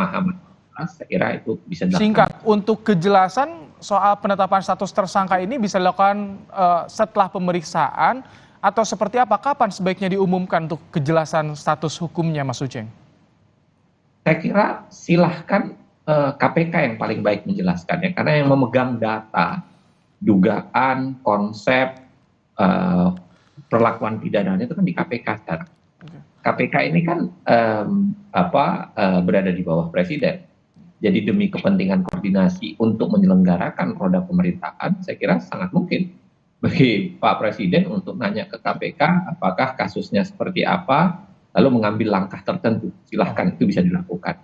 Walaupun pada saat yang sama, saya kira penjelasan detail oleh KPK yang dibutuhkan oleh publik, termasuk soal ya itu tadi, siapa yang mendahului apa soal bocornya dugaan status tersangka. Baik, kami tangkap. Terima kasih Mas Uceng, Zainal Arifin Muchtar, dan juga Pak Ali Ngabalin. Terima kasih telah bergabung dalam program Kompas Petang sore hari ini. Sehat selalu, Bapak-Bapak. Ya. Saudara, usai jeda, Presiden Joko Widodo sampaikan isi pembicaraan dengan Susilo Bambang Yudhoyono di Istana Bogor. Salah satunya membahas pemilu 2024. Jelang puncak peringatan HUT ke-78 esok, TNI pamerkan beragam alat utama sistem persenjataan.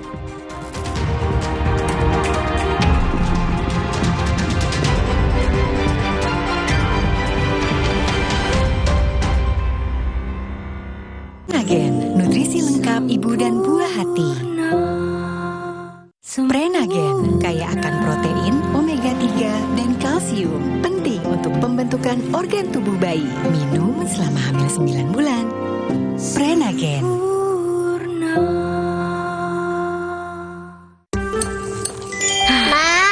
Minum dulu biar nggak capek. Senang kan melihat anak tumbuh dengan baik bersama Morinaga Cilgo, nutrisi berkualitas untuk dukung daya tahan tubuh, bantu tumbuh kembangnya. Morinaga Cilgo. Baru isi perut udah kosong lagi. Dikit-dikit lapar. Barusan jajan, tapi masih lapar. Dikit-dikit lapar. Sari gandum dengan gandum utuh dan krim coklat lezat bikin kenyang lebih lama. Sari gandum, seenak itu, sekenyang itu. Nggak enak? Iya, kayak aroma manisnya. Le Mineral memang berbeda. Setiap tetesnya mengandung mineral esensial seimbang yang penting untuk tubuh dan juga membuat rasa airnya lebih segar. Le Mineral. Rasa takoyaki yang creamy, asin, manis, bertabur katsu bushi. Nikmatnya sungguh meriah. Indomie Ramen Series, nikmat otentiknya Pangsoku. Demi mendapatkan sumber mata air terbaik, Le Mineral melakukan ratusan eksplorasi. Setiap tetesnya mengandung mineral esensial seimbang yang penting untuk tubuh, galon yang selalu baru, dan bebas BPA. Inilah komitmen Le Mineral. Luwak hitam baru 21. 21. 1. 2 sendok kopi Dan 1 sendok gula. bubuk kopi lebih kental. 21. Cocok banget. Cocok kopinya, cocok manisnya. 21. Yang manisan mantap. Diberikan bola ke depan kawan. Kemanisan mantap.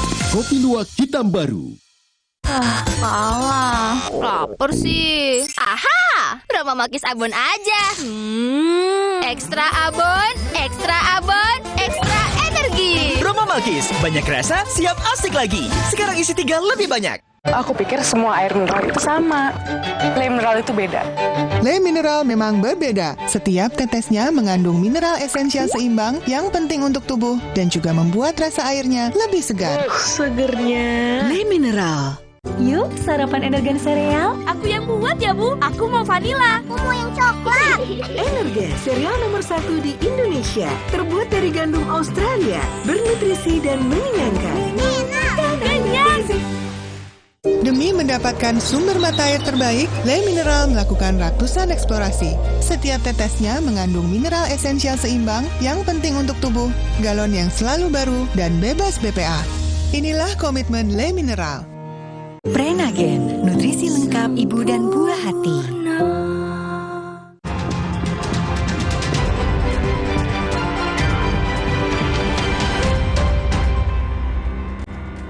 Saudara, Presiden Joko Widodo angkat bicara soal pertemuannya dengan Presiden ke-6 sekaligus Ketua Majelis Tinggi Partai Demokrat Susilo Bambang Yudhoyono di Istana Bogor pada Senin lalu. Jokowi mengakui pertemuan itu membahas soal Pilpres 2024. Usai membuka acara pameran Inacraft 2023 di JCC Senayan, Jakarta, pada pagi tadi Jokowi menegaskan pertemuannya dengan SBY utamanya membahas soal pemilihan umum 2024. Meski begitu, Jokowi enggan membocorkan poin isi pembahasan antara dirinya bersama SBY. Presiden Jokowi juga enggan menjawab soal peluang Ketua Umum Partai Demokrat Agus Harimurti Yudhoyono yang diisukan bakal dapat kursi menteri di Kabinet Indonesia Maju yang masa kerjanya tinggal 1,5 tahun lagi.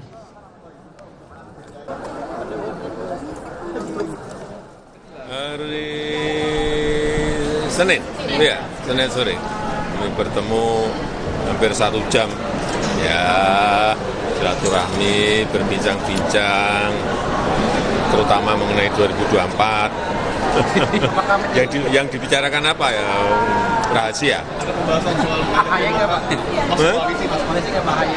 Rahasia. Apa Demokrat masuk kabinet, Pak? Rahasia.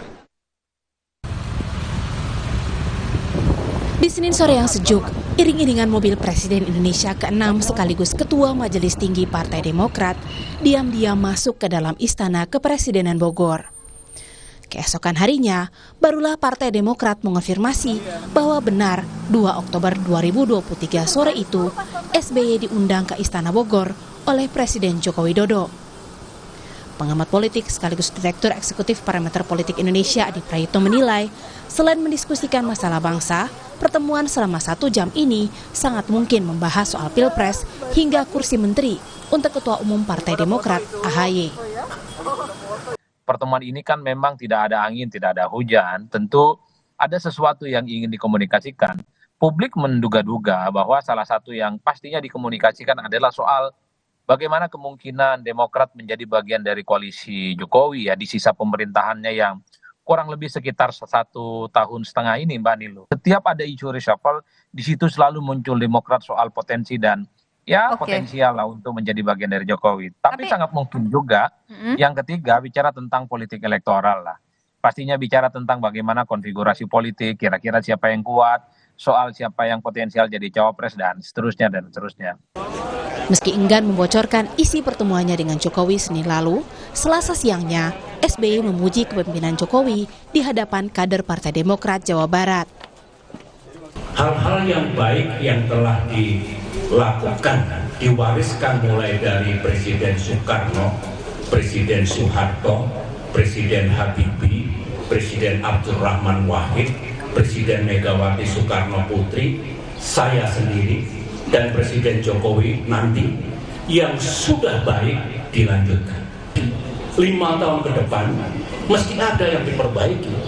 Dulu Pak Jokowi untuk memimpin Indonesia juga memperbaiki sejumlah hal yang era saya belum baik. Tidak apa-apa. Memang harus begitu di seluruh dunia, termasuk Indonesia. Belakangan Jokowi mengakui bahwa pertemuannya dengan SBY Senin lalu memang membahas soal pemilu 2024. Namun, ia merahasiakan saat ditanya peluang kursi menteri untuk Partai Demokrat, terutama AHY, jika ada reshuffle kabinet usai sejumlah menterinya terseret kasus dugaan korupsi.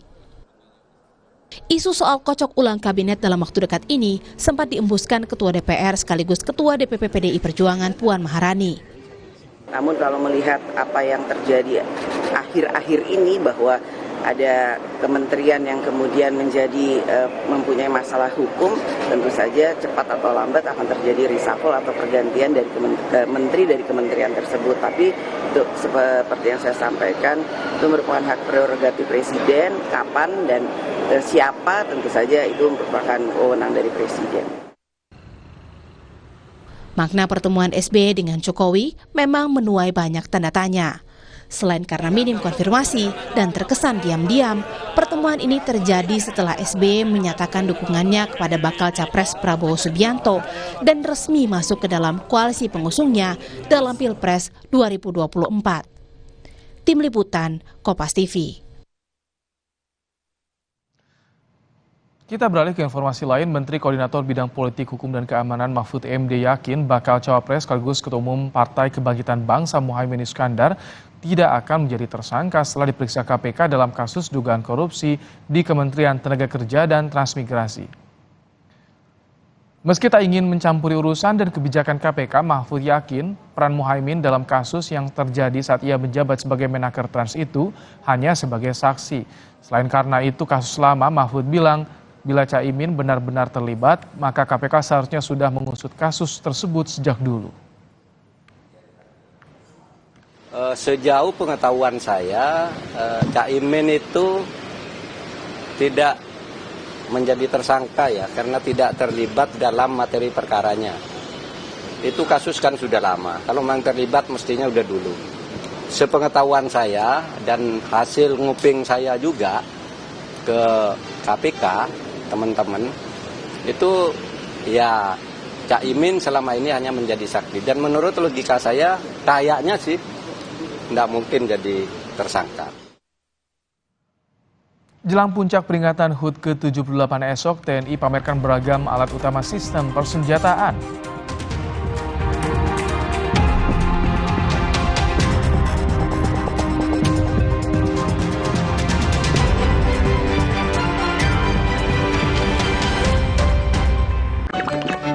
Le Mineral beda banget, lebih smooth, lebih segar.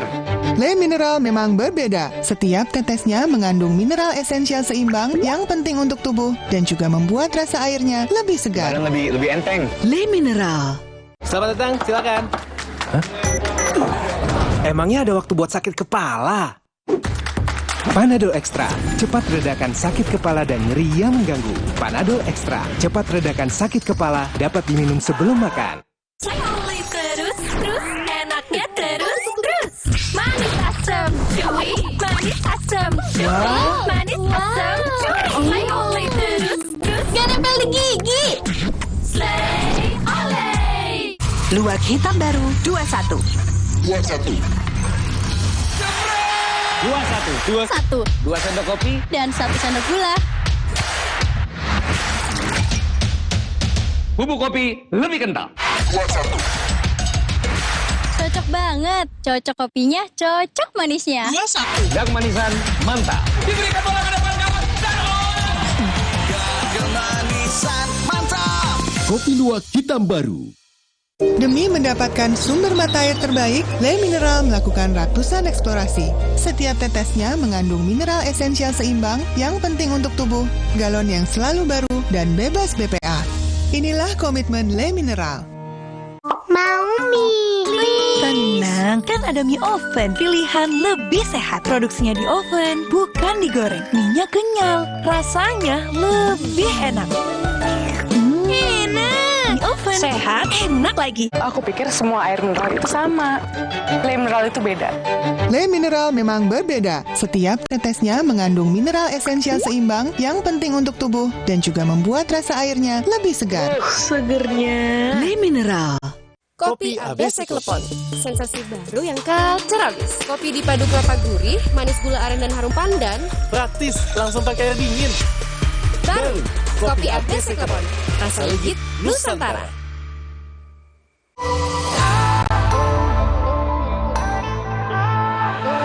Siapkan diri untuk pencapaian luar biasa dan lewati batasmu. Stargazer X, unleash the X in you.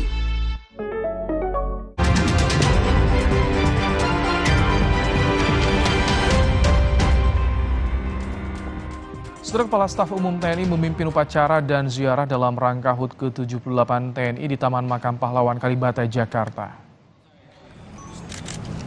Rangkaian peringatan HUT ke-78 TNI hari ini ditandai dengan upacara dan tabur bunga di Makam Para Pahlawan Nasional di TMP Kalibata, dipimpin Kasum TNI Letjen Bambang Ismawan.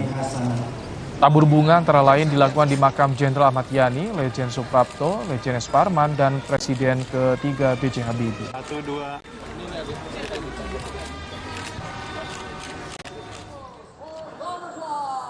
Jelang puncak peringatan HUT ke-78 esok, TNI telah menggelar gladi resik di lapangan Monas, Jakarta. Sebanyak 91 unit alutsista udara milik ketiga angkatan dan Polri akan ditampilkan dalam pertunjukan udara, termasuk untuk terbang flypast, pesawat tempur, dan angkut maupun akrobatik udara oleh tim heli Pegasus. Selain itu, puncak HUT TNI juga akan memamerkan beragam kendaraan lapis baja, meriam sesar, hingga beragam rudal.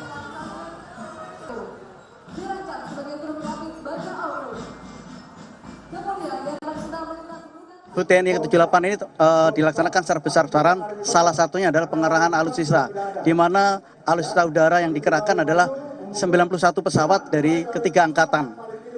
Untuk formasi ini dari Jupiter Aerobatic, tim menampilkan 7 formasi, dan kemudian dari tim aerobatik kita helikopter Pegasus juga menampilkan kolaborasi dengan teatrikal yang ada di bawah.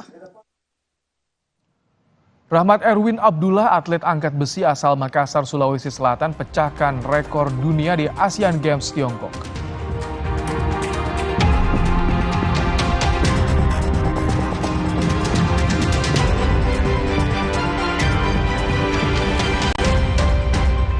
Demi mendapatkan sumber mata air terbaik, Le Mineral melakukan ratusan eksplorasi. Setiap tetesnya mengandung mineral esensial seimbang yang penting untuk tubuh, galon yang selalu baru, dan bebas BPA.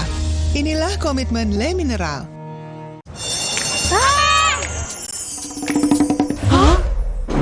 Kita udah pakai pemutih, tapi kok baju dia lebih putih? Oh, pemutih. Kami pakai Vanish White. Lupakan pemutih. Pakai Vanish White setiap kali cuci. Dengan inovasi Crystal White, nodanya hilang. Baju ekstra putih. Beneran putih. Keren, nodanya hilang, beneran putih. Lupakan pemutih, pilih Vanish White. Nggak enak? Iya, kayak aroma manisnya. Le Mineral memang berbeda. Setiap tetesnya mengandung mineral esensial seimbang yang penting untuk tubuh dan juga membuat rasa airnya lebih segar. Le Mineral. Baru, mie sedap rawit pingit ayam jerit. Satu-satunya dengan rawit asli. Mie sedap rawit pingit ayam jerit. Mie kenyal dan gurih kaldu ayam bikin nagih. Sedapnya rawit pingit. Mie sedap rawit pingit ayam jerit. Dari Wisnu. Di tanganmu, botol plastik bekas bisa jadi baru lagi. Seperti tas, baju, hingga sepatu ini. Bersama Gerakan Ekonomi Sirkular Nasional Le Mineral, mari mulai kebiasaan baru memilah sampah plastik dari rumah, menyalurkan lewat aplikasi, pemulung, ataupun bank sampah. Sampah plastikmu memberi nilai tambah untukmu dan juga untuk mereka. Dengan langkah sederhana, pisahkan sampah sesuai jenisnya, sampah organik, plastik termasuk PET, kertas, dan kaleng, lalu salurkan. Sampah plastik yang terpilah bisa didaur ulang. Mulai kebiasaan baru dan buat botol plastik bekasmu jadi baru lagi.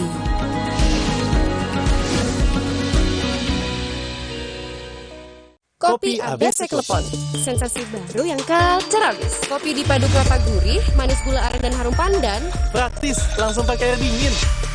Baru, kopi ABC Klepon, rasa legit Nusantara. Demi mendapatkan sumber mata air terbaik, Le Mineral melakukan ratusan eksplorasi. Setiap tetesnya mengandung mineral esensial seimbang yang penting untuk tubuh, galon yang selalu baru, dan bebas BPA. Inilah komitmen Le Mineral. Siapkan diri untuk pencapaian luar biasa dan lewati batasmu. Stargazer X, unleash the X in you.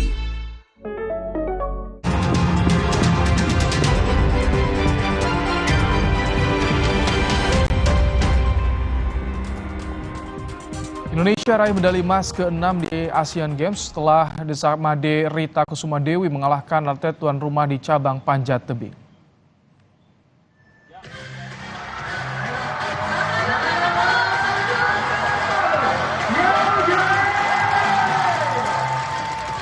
Desamade tampil apik di Shaoxing Kekiaoyangshan Sports Climbing Center pada Selasa malam waktu setempat. Medali emas tersebut diraih Desamade di nomor speed putri setelah membukukan waktu di angka 6,364 detik. Dengan hasil tersebut membuatnya mengalahkan atlet tuan rumah di partai final.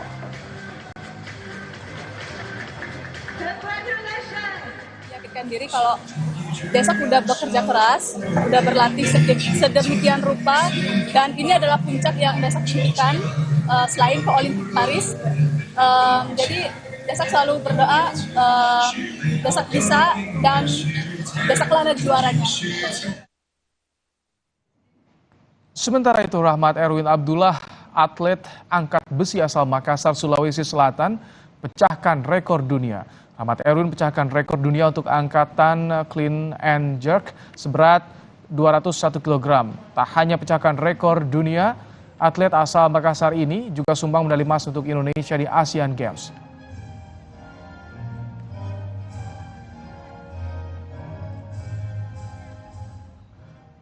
Kita kembali ke dalam negeri. 3 ruko di kawasan industri konveksi rumahan di Jalan Bulak Timur, Cipayung, Depok, Jawa Barat ludes dilalap api pada siang tadi. Api diduga berasal dari salah satu ruko penjual pakaian. Tak butuh waktu lama hingga api meluas ke 2 ruko di sebelah ruko sumber api karena banyaknya barang yang mudah terbakar. Api dapat dipadamkan 30 menit kemudian. Tak ada korban jiwa dalam kejadian ini karena penjaga ruko berhasil menyelamatkan diri sebelum api membesar.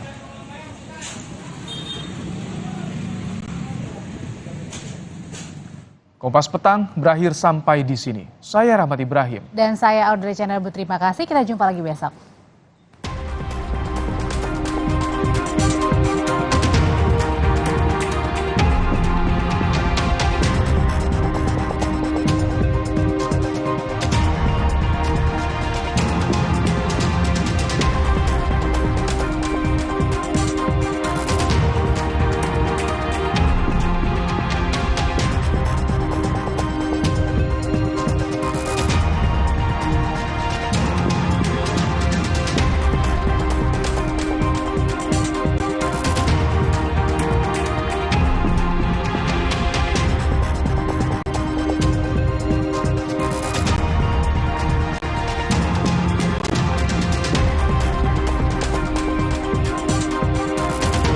Terima kasih Anda telah menyaksikan Kompas Petang. Didukung oleh Cocok kopinya, cocok manisnya. Kopi luwak hitam baru. Kompas TV kini hadir di sejumlah layanan TV berlangganan. Nikmati program-program berkualitas Kompas TV di TV berlangganan pilihan Anda. Sekarang, Kompas TV, independen, terpercaya.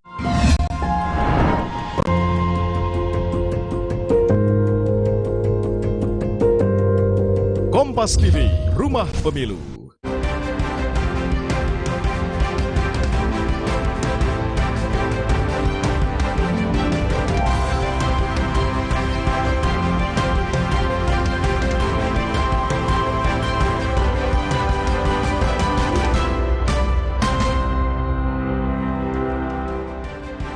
Selamat petang saudara, utak-atik batas usia cawapres makin mendekati keputusan akhir di Mahkamah Konstitusi. Benarkah meski syarat usia tidak berubah, tapi tetap ada persyaratan khusus lainnya? Akan kami bahas selengkapnya di Sapa Indonesia Malam hari ini. Hal lain di Sapa Indonesia Malam, Saudara Menteri Pertanian Syahrul Yassin Limpo masih tidak diketahui keberadaannya. Mengapa KPK belum mengumumkan status tersangka dalam kasus di Kementan? Sementara Menko Polhukam sudah menyebut status tersangka ini. Inilah Sapa Indonesia Malam selengkapnya. Saya Niluh Puspa. Dan saya Sini Sisterani.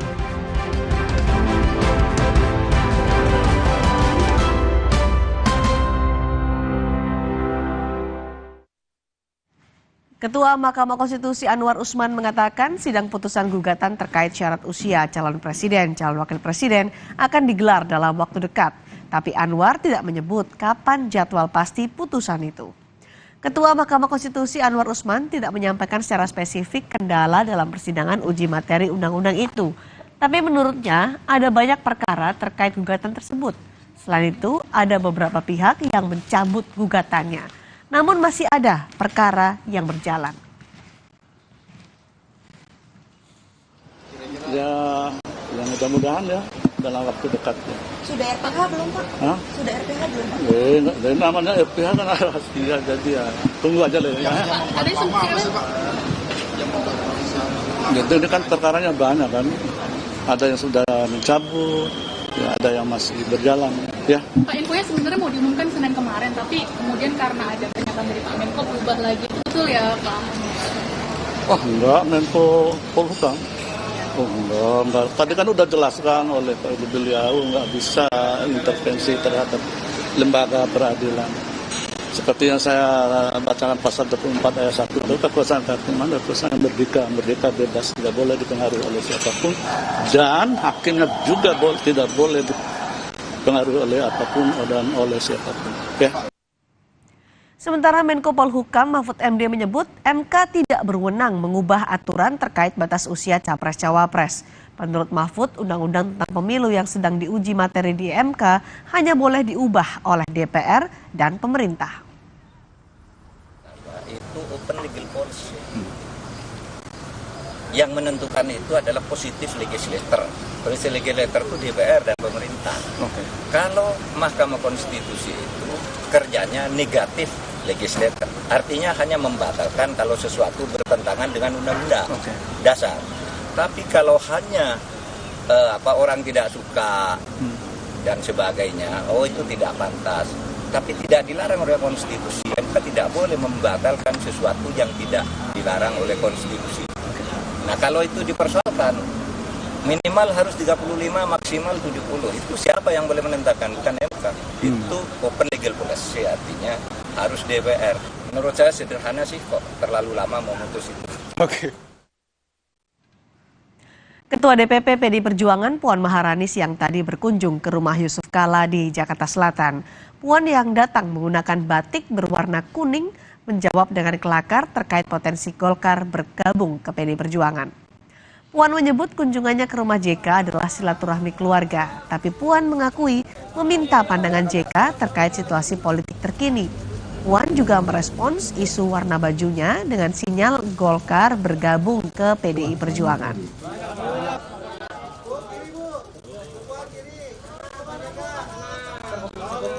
Tanda-tanda mungkin ya. Itu tanyanya ke Mas Erlangga, ketua umumnya, bukan saya yang harus menjawab. Itu. Terus terang saya menanyakan apa pandangan Bapak tentang politik terkini misalnya gitu. Beliau menyampaikan secara gamblang, panjang, dan ya itu menjadi masukan buat saya yang masih banyak harus belajar di dunia perpolitikan ini. Dan tentu saja saya sampaikan juga ke Pak JK, Pak ayo Pak, kita harus semangat Pak, mendukung perempuan, dukung perempuan. Sementara JK mengakui membahas persoalan Pilpres dengan Ketua DPP PDI Perjuangan Puan Maharani. JK menyebut semua kandidat saat ini sama-sama punya peluang. Apa yang kita hadapi sekarang ini, apa yang kita hadapi akan datang, ya tentunya juga hal-hal yang perlu kita jalankan, perbaiki. Bicara kebangsaan lah, ya, seperti itu. Mungkin Mbak Puan, Pilpres, ya tentulah masa tidak disinggung Pilpres. Ya, saya kan bilang semuanya optimis, semua ada kesempatan. PDP atau Ganjar punya kesempatan, Pak Prabowo punya kesempatan, Anies punya kesempatan. Ketua DPP PDI Perjuangan Puan Maharani mengaku akan bertemu Ketua Umum Partai Solidaritas Indonesia Kaesang Pangarep. Puan menyebut akan bertemu Kaesang dalam waktu sesingkat-singkatnya. Salah satu agenda silaturahmi Puan adalah bertemu Ketua Umum PSI Kaesang Pangarep. Puan mengakui ingin berbincang dengan putra bungsu Presiden Joko Widodo yang baru didapuk sebagai Ketua Umum PSI itu. Insya Allah kita akan ketemu, memang ya saya kan selalu berusaha untuk bisa membuka diri bersilaturahmi dengan siapapun. Dan ya salah satu yang saya ingin ajak ngobrol Ketua Umum PSI yang baru, Mas Kaesang. Dalam waktu yang singkat-singkatnya. Ya. Sebelumnya, Ketua Umum PSI Kaesang Pangarep menyebut ingin bertemu dengan Ketua Umum PDI Perjuangan Megawati Soekarno Putri. Selain bertemu Mega, Kaesang mengagendakan bertemu dengan Ketua Umum Partai Gerindra Prabowo Subianto. Sekjen PSI menyebut akan bertemu Mega untuk menerima nasihat sekaligus membahas isu politik terkini. Tapi pertemuan dengan Megawati dijadwalkan usai Megawati kembali dari kunjungan luar negeri. Terkait pertemuan dengan Prabowo, Kaesang menyebut akan berkunjung ke rumah Prabowo di Hambalang, Bogor. Atur semua kok, kita atur semua. Kemarin Pak Prabowo ngajak kan? Ya, waktu di ulang tahun Pak Luhut emang. Nanya langsung kapan ke Hambalang. Ya Pak, nanti kami atur. Cocokin waktu aja. Ya. Oke, makasih banyak. Bakal Capres Koalisi Perubahan Anies Baswedan menemui para petani di Banyumas, Jawa Tengah. Kepada petani, Anies berjanji akan memudahkan akses pupuk yang selama ini dinilai mahal. Anies menemui para petani di Desa Jingkang, Banyumas bersama Muhaimin Iskandar. Di depan ratusan petani ini, Anies dan Muhaimin berjanji akan memurahkan harga pupuk dan memudahkan untuk pendapatannya. Kedua tokoh nasional ini menilai saat ini harga pupuk mahal dan sulit didapat oleh petani. Di kegiatan pertanian, peternakan, perkebunan, perikanan yang punya kontribusi luar biasa untuk ketahanan pangan, itu akan dilakukan. Bakal Capres Ganjar Pranowo hari ini berkunjung ke para sesepuh di Jawa Barat. Saat ditanya soal bakal cawapresnya, Ganjar mengakui hingga kini belum ada keputusan soal nama bakal pendampingnya di Pilpres nanti. Calon Presiden Ganjar Pranowo hari ini bertemu sejumlah tokoh Jawa Barat seperti Cepopong, Budi Dalton, dan Solihin GP. Ganjar mengaku bersilaturahmi dan mendapat banyak masukan dari para sesepuh Jawa Barat itu. Ketika ditanya soal bacawa pres, Ganjar menyatakan saat ini masih terus berkomunikasi ke pihak-pihak yang potensial untuk menjadi pendampingnya di Pilpres nanti. Dua nama, Mahfud MD dan Khofifah Indar Parawansa, saat ini banyak disebut-sebut sebagai kandidat kuat bakal cawapres Ganjar Pranowo. Ya, semua punya intensitas pasti mendekati nanti pendaftaran tutup. Semua masih pada jarak yang sama ya, tapi intensitas pembicaraan tentu saja mendekati pendaftaran pasti akan terjadi. Ya. Menko Polhukam Mahfud MD menegaskan status hukum Menteri Pertanian Syahrul Yassin Limpo sudah menjadi tersangka KPK. Informasi itu didapatkan Mahfud melalui laporan resmi yang diberikan oleh KPK kepada dirinya beberapa waktu yang lalu. Hal itu disampaikan Mahfud ketika ditemui di Istana Kepresidenan Jakarta Rabu siang. Mahfud mengaku ia sudah mendapatkan laporan terkait status hukum Syahrul Yassin Limpo yang sudah ditetapkan tersangka oleh KPK. Ketika ditanyakan terkait mentan Syahrul Yassin Limpo yang dikabarkan hilang kontak di Eropa, Mahfud mengaku tidak mengetahui posisi mentan berada. Menurut Mahfud, KPK punya cara tersendiri yang akan ditempuh untuk menemukan di mana posisi orang yang dijadikan tersangka. Mahfud menyebut sebagai seorang menteri atau pejabat publik tidak mudah untuk hilang atau menghindar dari kejaran aparat. Komitmen membantu KPK dan ini kan apa ya, susah ditemukan gitu. Lah ya nanti kan ini baru baru 2 hari, kita juga tidak tahu. Maksud saya kalau kesulitan misalnya pengusutan barang-barang yang dirampas, yang diduga dimusnahkan, senjata api dan sebagainya, ya kita fasilitasi untuk segera diselesaikan, kita bantu, itu kewajiban pemerintah. Tetapi soal dia ada di mana sekarang kita tidak tahu juga. Dan tapi terkait penetapan tersangka oleh KPK ini Prof sudah mendapat laporan bahwa dia sudah tersangka. Ya, saya sudah dapat informasi. Malah sejak kalau expose-nya itu kan udah lama ditawan tersangkanya, tapi resminya ketersangkaannya itu ya sudah dikeluarkan lah. Kapan Pak tersangka? Nanti tanya ke sana aja ke tapi Rumah pribadi Menteri Pertanian Syahrul Yassin Limpo di Perumahan Bumi Permata Hijau, Kota Makassar, Sulawesi Selatan digeledah KPK. Rumah itu dijaga polisi bersenjata lengkap. Terpantau 2 orang yang berpakaian hitam-hitam mengangkut sebuah koper dari dalam rumah dan membawanya ke mobil. Rumah Menteri Pertanian Syahrul Yassin Limpo terletak di Perumahan Bumi Permata Hijau nomor 1 Kota Makassar. Ketua RW Kelurahan Buakana membenarkan jika yang melakukan penggeledahan adalah KPK. Sebagai RW, ia diminta untuk menyaksikan penggeledahan itu.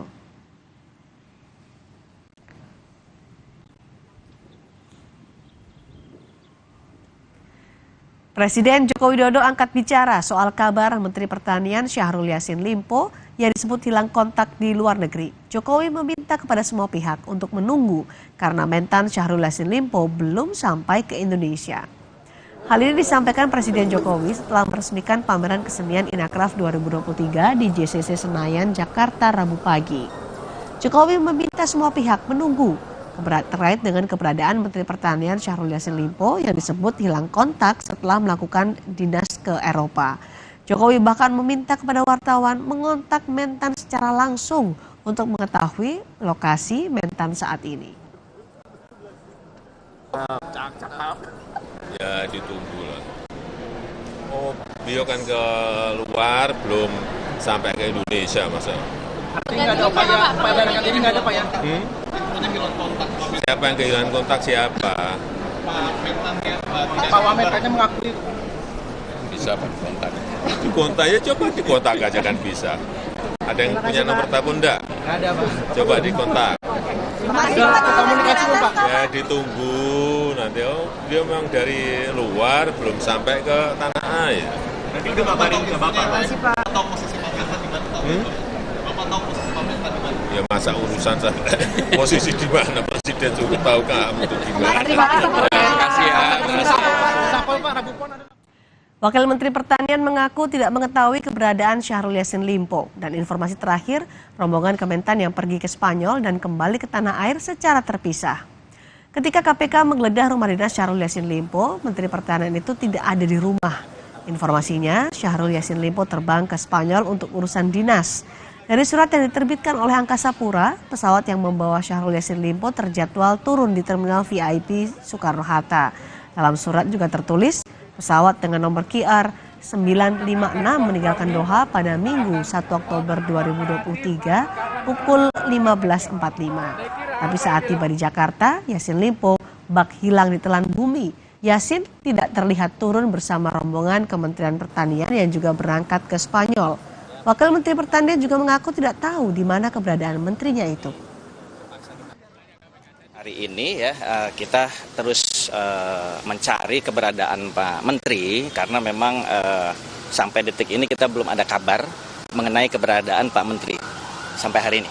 Tapi waktu itu pas kembali ke Indonesia memang posisinya nggak bareng sama rombongan atau gimana Pak? Kenapa bisa?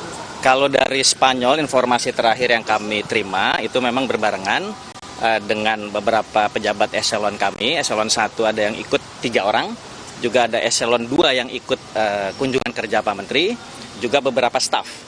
Kembali ke tanah airnya ini memang masing-masing karena mungkin tiket juga terbatas, akhirnya terpisah. Begitu. Pak, ada indikasi kabur dari kasus KPK yang sedang berjalan? Wah, insya Allah sih enggak ya. Mudah-mudahan kita doakan sama-sama agar bisa selesai. Insya Allah.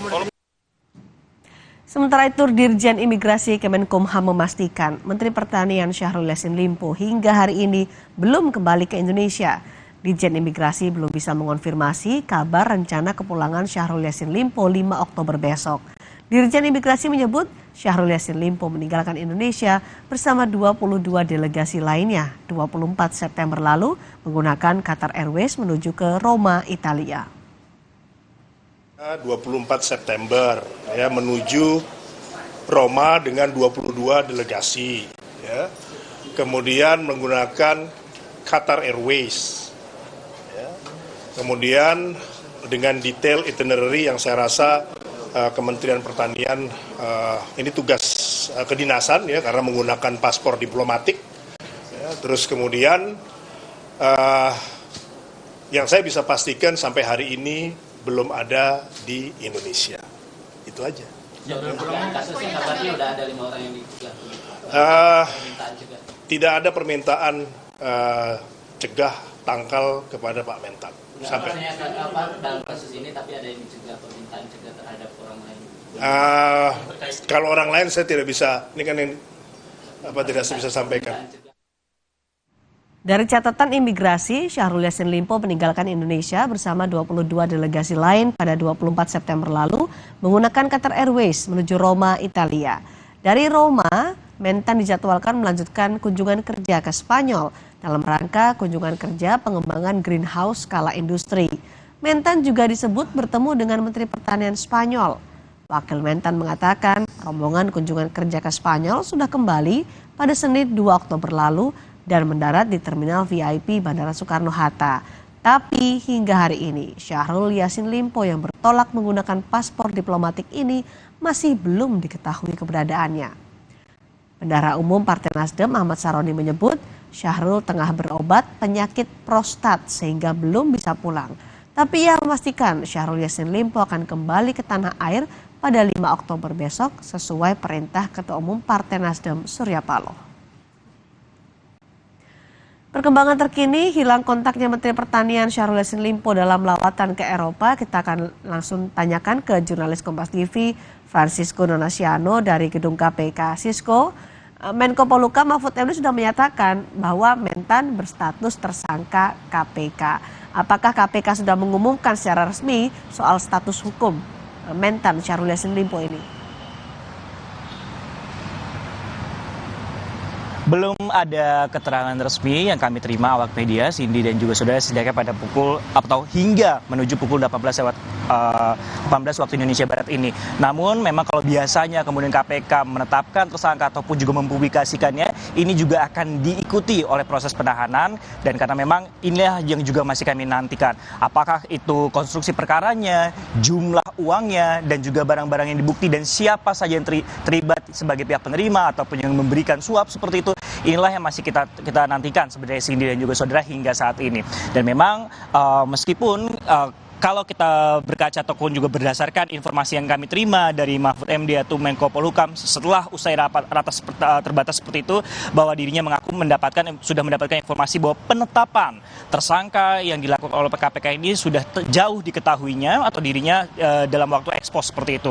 Tentunya ini juga cukup menarik karena kami harus menunggu terlebih dahulu bagaimana pihak KPK melakukan publikasi ataupun juga penahanan tersangka, dan nantinya biasanya juga akan diikuti oleh penahanan setidaknya 20 hari. Nah, itulah yang biasanya akan dilakukan. Nah, cukup menarik memang Cindy dan juga saudara, yang masih kami nantikan juga siapa saja kemudian yang terlibat dalam kasus dugaan korupsi yang ada di pusat Kementerian Pertanian ini dan juga konstruksi perkaranya. Karena hingga saat ini pihak KPK setidaknya telah mengusut ada 3 klaster, kemudian ada pemerasan dalam jabatan, penerimaan gratifikasi, dan tindak pidana pencucian uang. Itulah kemudian yang sedikit dijelaskan, memang tidak menyeluruhnya seperti itu, dari Kepala Bagian Pemberitaan KPK Ali Fikri, yang bahwa sebelumnya ini telah dilakukan penyidikan yang tengah dilakukan kementerian terkait dengan pemerasan dalam jabatan sebagaimana diatur dalam pasal 12E Undang-Undang Pemberantasan Tindak Pidana Korupsi, kemudian juga ada masa TPPU dan juga gratifikasi. Dan siapa saja orang-orang ini yang masih kami ketahui, masih terus kami cari tahu. Nah, yang cukup menarik memang Cindy dan juga saudara,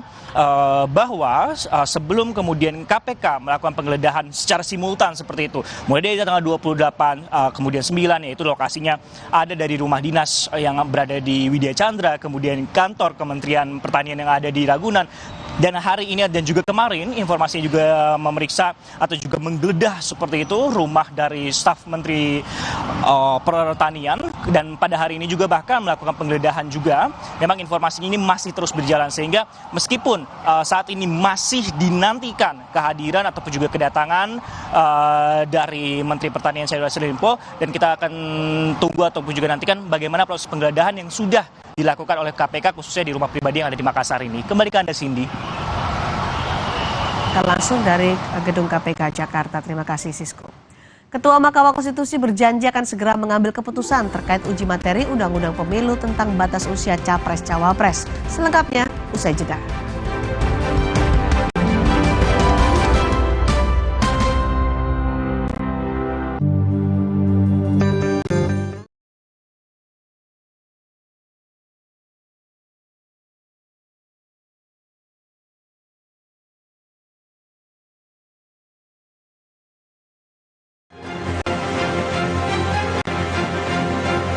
Bahwa dia sudah tersangka, ya saya sudah dapat informasi.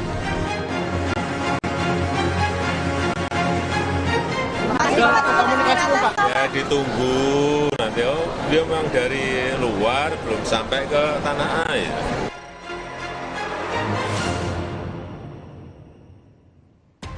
Saudara, Menko Polhukam Mahfud MD menyebut Menteri Pertanian Syahrul Yassin Limpo sudah berstatus jadi tersangka di KPK. Mahfud memastikan status Menteri Pertanian sudah tersangka berdasarkan laporan resmi dari KPK yang ia terima beberapa waktu lalu. Bahkan ia mengaku sudah tahu status Syahrul sejak masih dalam tahap ekspos atau gelar perkara dugaan korupsi di Kementerian Pertanian. Mahfud meyakini KPK punya cara tersendiri untuk menemukan Syahrul yang hilang kabar usai KPK menggeledah Kementerian Pertanian dan rumah dinasnya. Mahfud bilang ia tak bisa menduga-duga apakah ketidakjelasan keberadaan Syahrul Yassin Limpo berkaitan dengan upaya menghindari proses hukum atau tidak. Bahwa dia sudah tersangka, ya saya sudah dapat informasi. Malah sejak kalau expose-nya itu kan udah lama ditawan tersangkanya, tapi resminya ketersangkaannya itu ya sudah dikeluarkan lah. Kapan, Pak? Menurut saya KPK tahu caranya atau tahu langkah-langkah apa yang harus ditempuh untuk itu. Ya mudah-mudahan segera ketemukan. Orang sekelas menteri tidak mudah juga menghilang gitu ya. Mentan ini ada upaya untuk kabur gitu, untuk tidak Enggak. proses hukum? Belum menduga. Karena ini kan baru bisa diduga kalau sudah dinyatakan DPO oleh aparat. Ini kan belum DPO kita. Dalam perkembangan terbaru kasus korupsi di Kementerian Pertanian, penyidik KPK hari ini menggeledah rumah mentan Syahrul Yassin Limpo.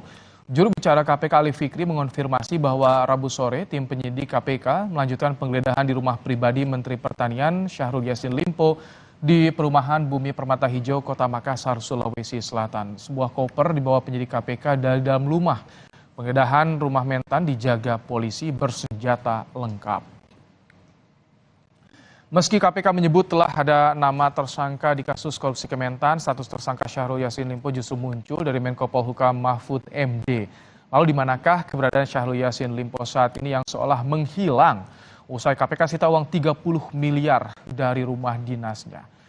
Kita akan bahas dalam program Kompas Petang hari ini bersama dengan Pelaksana Harian Deputi Kepala Staf Presiden.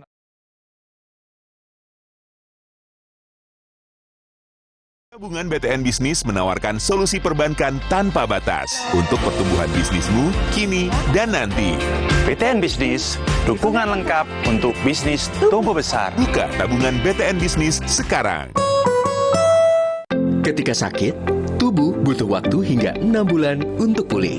Minum Ensure Go dengan HMB dan triple protein dukung kekuatan dan bantu jaga daya tahan tubuh lebih cepat agar hidup makin berkualitas. Minum 2 kali sehari.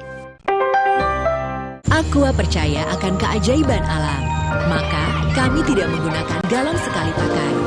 Galon kami disanitasi dengan seksama sebelum diisi ulang. Aqua 100% murni.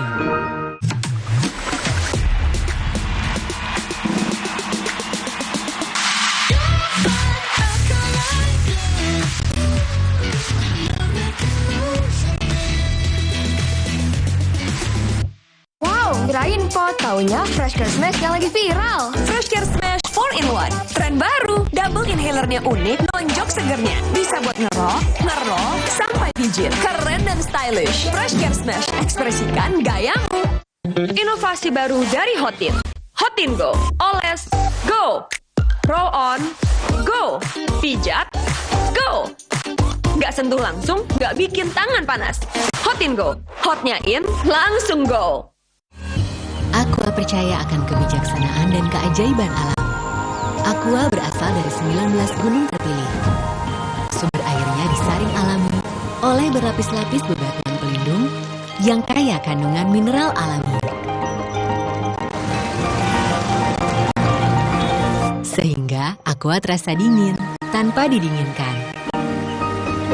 Jelaskan kalau tak semua air itu Aqua 100% murni. Selamat datang, silakan.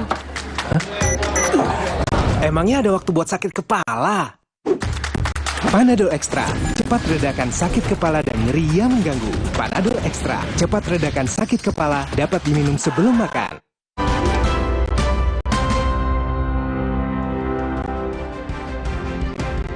Saudara Ketua Mahkamah Konstitusi berjanji segera mengambil keputusan terkait uji materi Undang-Undang Pemilu tentang batas usia Capres-Cawapres.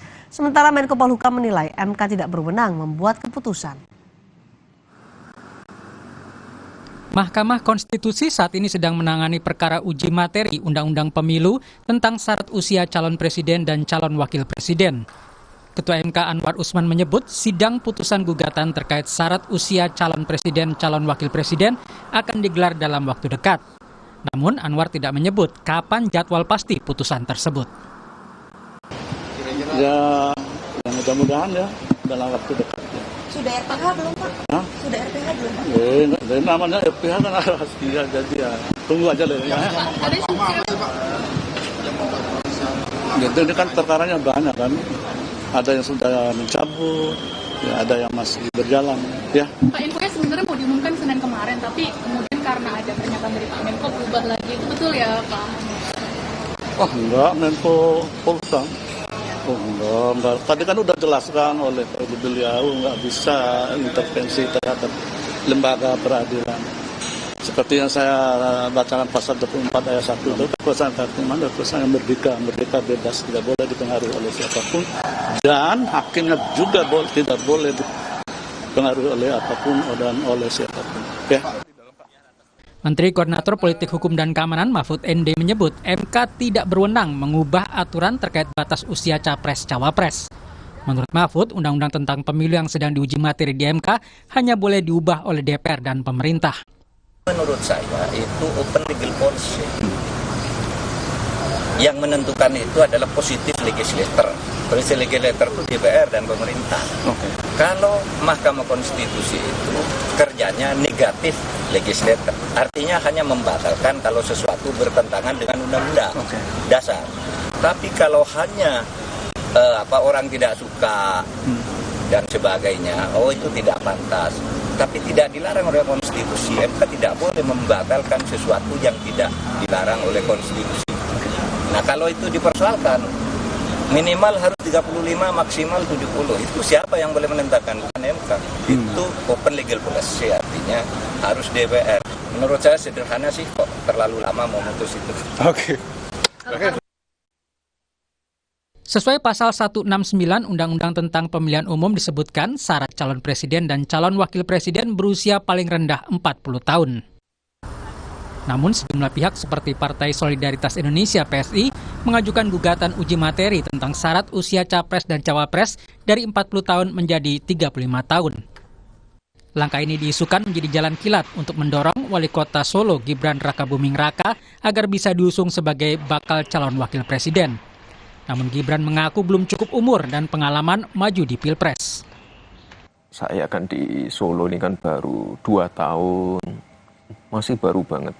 Masih banyak yang harus saya pelajari. Jadi ya kalau dari wali kota ke cawapres itu loncatnya terlalu tinggi lah. Saya masih harus banyak belajar dulu. Mahkamah Konstitusi belum memutus perkara gugatan batas usia capres-cawapres. Padahal masa pendaftaran pasangan capres-cawapres di KPU tinggal sebentar lagi. MK harus segera mengambil keputusan demi kepastian hukum. Tim Liputan Kompas TV. Lalu apa dampaknya jika Mahkamah Konstitusi mengabulkan atau menolak uji materi Undang-Undang Pemilu tentang batas usia Capres-Cawapres? Apakah gugatan uji materi ini ditujukan untuk pihak tertentu? Kita akan bahas bersama Wakil Ketua Komisi 2 DPR dari fraksi Nasdem, Saan Mustafa, dan pakar hukum tata negara Bivitri Susanti. Selamat sore, Pak Saan. Mbak Bibip. Selamat sore. Selamat sore. Baik, Mbak Bibip, Menko Polhukam Mahfud MD bilang MK nggak punya wewenang untuk mengambil keputusan. Yang berwenang adalah pemerintah dan DPR. Benarkah demikian? Benar menurut MK sendiri. Jadi MK itu sudah paling tidak dalam catatan saya 7 kali itu selalu konsisten. Kalau persoalan umur selalu dikatakan itu namanya open legal policy atau kebijakan hukum terbuka. Jadi bukan wewenangnya MK karena dia yudikatif, tapi itu adalah sesuatu yang harusnya diselesaikannya oleh lembaga legislatif dan pemerintah ya, kalau yang membuat undang-undang di Indonesia. Jadi kita mesti bedakannya di situ. MK memang hanya soal isu konstitusionalitas. Nah, kalau kita cek batu ujinya dalam Undang-Undang Dasar, memang tidak ada yang bisa dijadikan sandaran bahwa isu umur, ini kan umur saja nih, bukan soal-soal lainnya ya. Konstitusi lazimnya memang tidak mengatur sedetail itu, mesti umur berapa jadi capres dan cawapres. Makanya dikatakan biasanya kalau urusan umur adalah kebijakan hukum terbuka dari pembentuk undang-undang, bukan dari konstitusi melalui Mahkamah Konstitusi. Oke, jadi artinya MK tidak berhak membuat keputusan dalam uji materi ini? Harusnya ditolak ya, karena kalau mau konsisten nih, kalau mau konsisten maka harusnya ditolak dengan mengatakan bahwa ini isu yang baik, mungkin saya sendiri isunya menurut saya sangat menarik, tapi tempatnya itu loh Mbak, tempatnya bukan di MK, tapi di Senayan. Silakan diperdebatkan secara terbuka dan partisipatif. Kalau di MK kan tidak partisipatif, memang di lembaga pengadilan. Jika MK tidak berhak membuat keputusan soal uji materi batas usia capres-cawapres, apakah MK punya hak atau punya kewenangan untuk menambahkan syarat khusus dalam usia capres-cawapres ini dalam undang-undang pemilu ini? Tidak juga, karena itu tadi ya, kalau mengenai syarat yang sifatnya sangat teknis, mengenai syarat misalnya kualifikasi harus lulus SMA atau S1 dan seterusnya, itu semua levelnya bukan di level konstitusi. Jadi kalau misalnya MK mau menambahkan apapun, itu bukan wewenangannya MK, itu wewenangnya lagi-lagi ada di pembentuk undang-undang. Jadi kita mesti bedakan betul nih, yang namanya MK, lembaga yudikatif, dengan lembaga legislatif. Jadi tidak bisa menambahkan, karena MK itu kan disebutnya negatif legislator.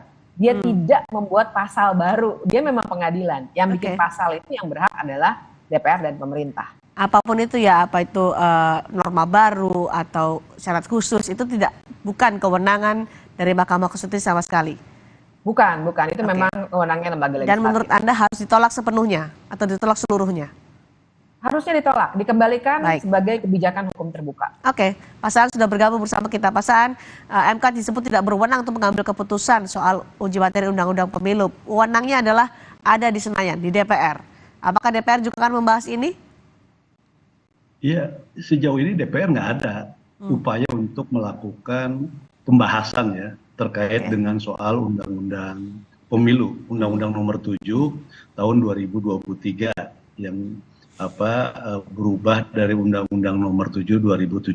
Jadi kita tidak ada melakukan perubahan, revisi, apalagi juga terkait dengan soal batas usia calon presiden, wakil presiden. Tapi melakukan perubahan secara revisi, secara isu-isu yang dulu pernah diusulkan pun tidak ada. Jadi tidak ada sekali lagi wacana untuk melakukan revisi. Kita pernah dulu di awal periode DPR mengajukan untuk melakukan revisi undang-undang pemilu, tapi dalam perjalanannya kan DPR tidak menyetujuinya, pemerintah tidak menyetujuinya terkait dengan inisiatif DPR melakukan revisi terhadap undang-undang pemilu. Tapi undang-undang pemilu banyak perubahan, justru bukan dilakukan perubahannya oleh pembuat undang-undang DPR dan pemerintah, tapi banyak dirubahnya itu oleh Mahkamah Konstitusi justru kan, seperti Mbak Fitri sampaikan, yang sebenarnya kewenangan Mahkamah Konstitusi itu kan bukan kepada hal-hal yang sifatnya teknis, tapi undang-undang bersangkutan bertentangan nggak dengan undang-undang dasar kan, Tapi kalau misalnya dia masuk ke hal-hal yang sifatnya teknis yang itu tidak ada sandarannya di undang-undang dasar, tidak bertentangan, ya memang seharusnya Mahkamah Konstitusi tidak masuk ke situ. Dan harusnya Mahkamah Konstitusi juga tidak serta-merta begitu saja menerima setiap ada judicial review. Makanya dia sebelum masuk untuk dibawa ke persidangan, seharusnya Mahkamah Konstitusi juga mempelajari dulu, melihat dulu bahwa yang diajukan ini memang ada nggak yang bertentangan dengan undang-undang, sehingga tidak semua dia proses, tapi ada yang memang seperti Mbak Bivitri ya, itu dibalikin aja, ditolak kan gitu. Jadi nggak perlu lagi proses, karena nggak ini langsung ditolak gitu kan. Kecuali yang memang dianggap ada bertentangan dengan undang-undang dasar, ya itu baru diproses. Jadi bagaimana Anda sebagai Wakil Ketua Komisi 2 DPR menanggapi soal uji materi ini yang masih berproses di Mahkamah Konstitusi, terus berproses ini? Ya, pertama gini, kita berharap bahwa apapun nanti ya, ini jangan digantung. Jadi dia kalau memang diproses ya, dia proses dan putuskan secepatnya. Kalau memang ini sudah kadung mereka proses, tidak bisa misalnya mereka itu gugatannya tidak dikabulkan karena itu adalah kewenangan pembuat undang-undang, di sini DPR dan pemerintah, seperti tadi Mbak Bivitri sampaikan dan juga pendapat Pak Mahfud MD, atau mereka putuskan, karena gini, tahapan pemilu ini akan terus berjalan. Jangan sampai kita ada sebuah kebiasaan juga, tahapan sudah berjalan, tiba-tiba lembaga yang berkompeten misalnya, apakah di Mahkamah Agung, di MK, memutuskan sesuatu di tengah jalan, sementara ini sudah berproses semua panjang. Nah, misalnya terkait dengan soal usia capres-cawapres yang menjadi objek gugatan. Sekarang kita sudah akan melakukan pendaftaran partai politik, pasangan calon presiden wakil presiden itu tanggal 19 Oktober yang akan datang. Nah, ini kan sudah hitungan hari kan gitu. Ya tinggal 15 hari ke proses pendaftaran. Mungkin ada partai yang menunggu hasil putusan Mahkamah Konstitusi misalnya. Jadi menurut Anda ada kepentingan tertentu dalam uji materi undang-undang pemilu soal batas usia capres-cawapres ini? Itu nanti kan yang menguji Mahkamah Konstitusi, apakah ada unsur kepentingan tertentu dari uji materi dan sebagainya. Tapi kita berharap bahwa mereka bisa proses secepatnya, mereka bisa putuskan secepatnya, agar ada kepastian terhadap undang-undang ini. Karena kan ini undang-undang yang dijadikan sebagai sandaran hukum bagi partai politik, gabungan partai politik, maupun juga para calon presiden, wakil presiden, yang akan nanti didaftarkan tanggal 19. Nah, kalau misalnya ini proses jalan, tiba-tiba diputuskan sesuatu yang sudah berjalan, pasti akan konsekuensi. Dan apa konsekuensinya menurut Anda? Bisa dijelaskan pada kami. Konsekuensinya, karena keputusan Mahkamah Konstitusi kan final dan mengikat. Ya. Jadi misalnya dia putuskan di tengah jalan, antara tanggal 19, tanggal 25 Oktober misalnya di antara itu. Sebenarnya kan proses berjalan. Nah, ini juga harus dipertimbangkan hal seperti itu oleh Mahkamah Konstitusi. Jadi bukan hanya semata-mata materi objek, tapi juga ada lingkungan, ada sebuah proses di luar persidangan Mahkamah Konstitusi yang mereka juga harus pertimbangkan. Baik, tahapan pemilu ini kan terus berjalan. Anda dan Mbak Bibip berharap Mahkamah Konstitusi menolak uji materi ini. Tapi jika ini masih berproses di MK, jika ada yang dikabulkan oleh MK dalam gugatan uji materi ini, apa yang kemudian akan dilakukan oleh DPR? Ya, karena putusan Mahkamah Konstitusi itu final dan mengikat, ya kita akan menyesuaikan dengan putusan tersebut. Jadi tidak ada yang bisa kita lakukan kan gitu kan. Jadi tidak ada yang bisa dilakukan, nanti Mbak Bivitri mungkin akan lebih jelas lagi.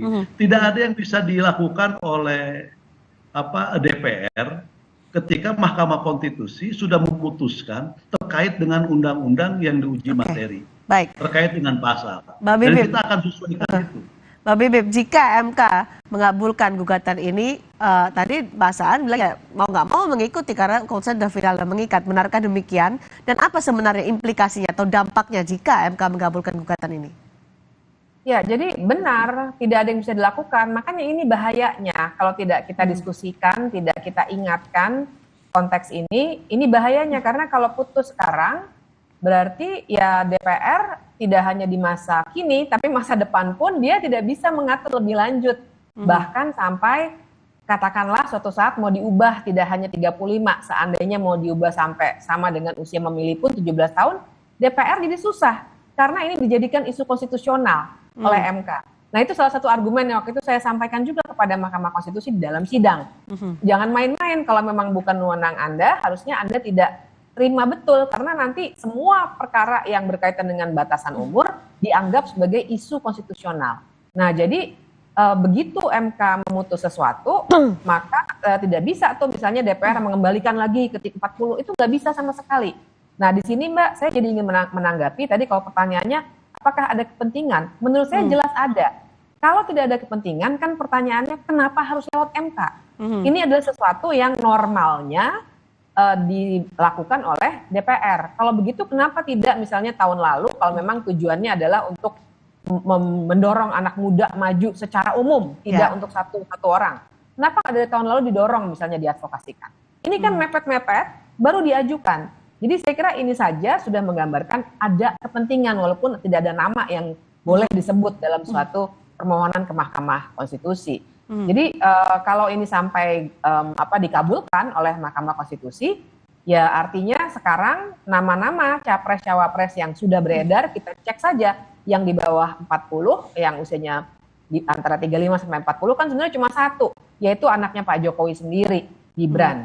Jadi dialah yang akan diuntungkan dan DPR tidak bisa melakukan apapun karena nggak bisa dianulir lagi, itu sudah final dan mengikat putusan MK.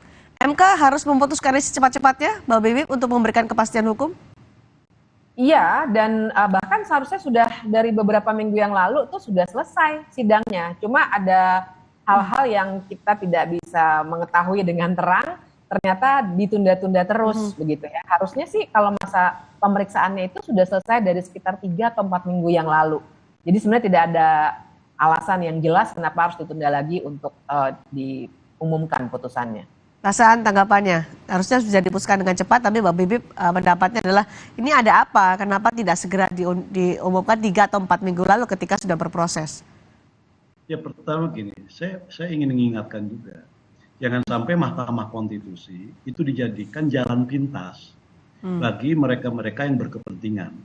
Jadi jalan pintas ya, jadi akhirnya Mahkamah Konstitusi itu ya tempat jalan pintas bagi orang yang punya kepentingan dan kepentingannya terhalang dengan undang-undang, ya jalan pintasnya lewat Mahkamah Konstitusi, nggak mau melakukan proses pembuatan undang-undang itu melalui jalur yang memang sudah ditetapkan juga oleh konstitusi, yaitu di DPR dibahas pemerintah dan DPR, tapi jalan pintas. Nah ini menjadi, saya melihatnya sekarang ini semacam menjadi tren. Jadi kalau orang ada kepentingan, jalan pintasnya Mahkamah Konstitusi. Dan Mahkamah Konstitusi juga sekarang sudah memperluas area kewenangannya. Masuk kepada ranah, yaitu ranahnya pembuat undang-undang. Bukan lagi ada di ranah konstitusional, undang-undang ini diuji bertentangan nggak dengan undang-undang dasar. Tapi masuk kepada hal yang teknis. Tadi seperti Mbak Biti sampaikan, kalau di undang-undang pemilu itu dikunci, misalnya syaratnya sekian, maka selamanya itu nggak bisa berubah. Kecuali undang-undang dasarnya nanti dirubah sama kita, kan gitu, di amandemen. Itu juga akhirnya menyandra pembuat undang-undang. Kalau nanti dalam konteks perkembangan zamannya ada kebutuhan bahwa yang namanya pemimpin itu harus lebih muda lagi, ini kan jadi nanti kan udah dikunci di situ. Itu satu. Nah yang kedua, kalau memang tadi seperti informasi Mbak Fitri sampaikan bahwa dari sisi penelaahan semua itu sudah selesai, kalau memang MK tidak ikut dalam hiruk pikuk persoalan politik, dia objektif, dia kacamatanya konstitusional, ya kenapa harus ditunda-tundaan gitu loh. Gitu. Jadi dia putuskan aja secepatnya, karena kita bekerjaan dengan waktu. Jadi sekali lagi bekerjaan dengan waktu, fase tahapan pendaftaran calon presiden dan wakil presiden itu tanggal 19 Oktober sampai 25. Itu adalah fase tahapannya. Nah, kalau diputuskannya dekat ke sini, ini juga nanti orang akan berspekulasi lain, gitu kan. Apapun nanti yang diputuskan, kan gitu.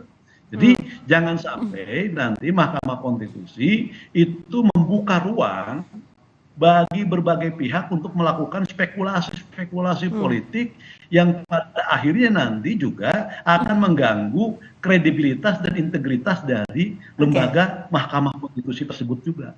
Betulkah integritas dan kredibilitas MK akan dipertanyakan atau diragukan jika mengabulkan gugatan ini, Mbak Bibip?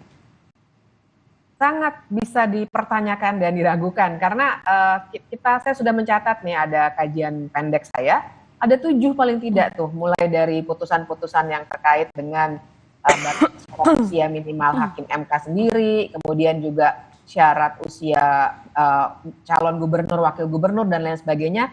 MK selalu memutus bahwa mulai tahun 2007 tuh Mbak, bahwa ini adalah secara konsisten dikatakan kebijakan hukum terbuka tadi ya, open legal policy oleh DPR dan pemerintah. Nah jadi kalau dari tahun 2007 tiba-tiba 2023 ini secara tiba-tiba keluar putusan yang tidak konsisten, saya kira sangat bisa dipertanyakan. Apalagi ada faktor lain, yaitu ada benturan kepentingan. Harus nih diakui ini benturan kepentingannya antara Ketua Mahkamah Konstitusi dengan pihak-pihak yang diduga memang akan mengambil keuntungan dari perkara ini. Ini lazim ya analisis seperti ini. Jadi tentu saja jadinya tak bisa dihindarkan kalau kemudian publik menilai ini kok diragukan sekali Mahkamah Konstitusi. Jadi banyak yang dipertaruhkan dalam uji materi ini ya, Mbak Bibip, marwah MK, kemudian fungsi DPR dan juga kepentingan itu. Ya, betul. Oke, baik, kita tunggu nanti bagaimana Mahkamah Konstitusi memutuskan uji materi soal Undang-Undang Pemilu terkait dengan batas usia Capres dan Cawapres yang dijanjikan akan segera diputuskan oleh Mahkamah Konstitusi. Terima kasih Pak Hasan Mustafa, terima kasih juga Mbak Bibip sudah berdiskusi bersama kami di Sapa Indonesia malam hari ini. Selamat malam. Saudara, Mahfud MD menyebut Mentan Syahrul Yassin Limpo sudah jadi tersangka di KPK. Benarkah Mentan akan kembali ke Indonesia seperti pernyataan Partai Nasdem? Lebih lengkap kami bahas usai jeda.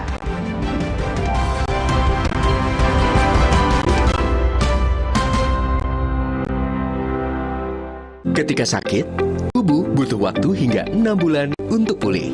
Minum Ensure Go dengan HMB dan triple protein dukung kekuatan dan bantu jaga daya tahan tubuh lebih cepat agar hidup makin berkualitas. Minum 2 kali sehari. Aqua percaya akan keajaiban alam, maka kami tidak menggunakan galon sekali pakai. Galon kami disanitasi dengan seksama sebelum diisi ulang. Aqua 100% murni. Tabungan BTN Bisnis menawarkan solusi perbankan tanpa batas untuk pertumbuhan bisnismu kini dan nanti. BTN Bisnis, dukungan lengkap untuk bisnis tumbuh besar. Buka tabungan BTN Bisnis sekarang. Demi mendapatkan sumber mata air terbaik, Le Mineral melakukan ratusan eksplorasi. Setiap tetesnya mengandung mineral esensial seimbang yang penting untuk tubuh, galon yang selalu baru, dan bebas BPA. Inilah komitmen Le Mineral.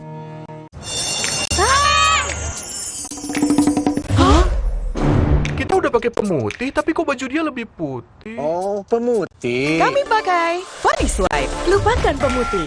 Pakai Vanish White setiap kali cuci. Dengan inovasi Crystal White, nodanya hilang. Baju ekstra putih. Beneran putih. Keren, nodanya hilang, beneran putih. Lupakan pemutih, pilih Vanish White.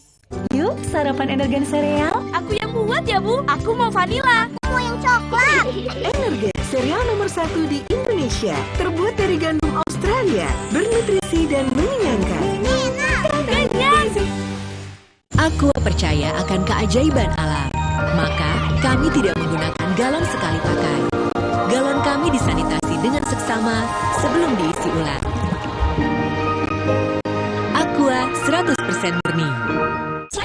Terus, enaknya terus. Manis asam, cuy. Manis asam, cuy. Manis asam, cuy. Oleh terus. Gak nempel di gigi. Slay, oleh. Usulan itu datang dari putra sulung Soekarno, kakanda dari Ibu Mega sendiri.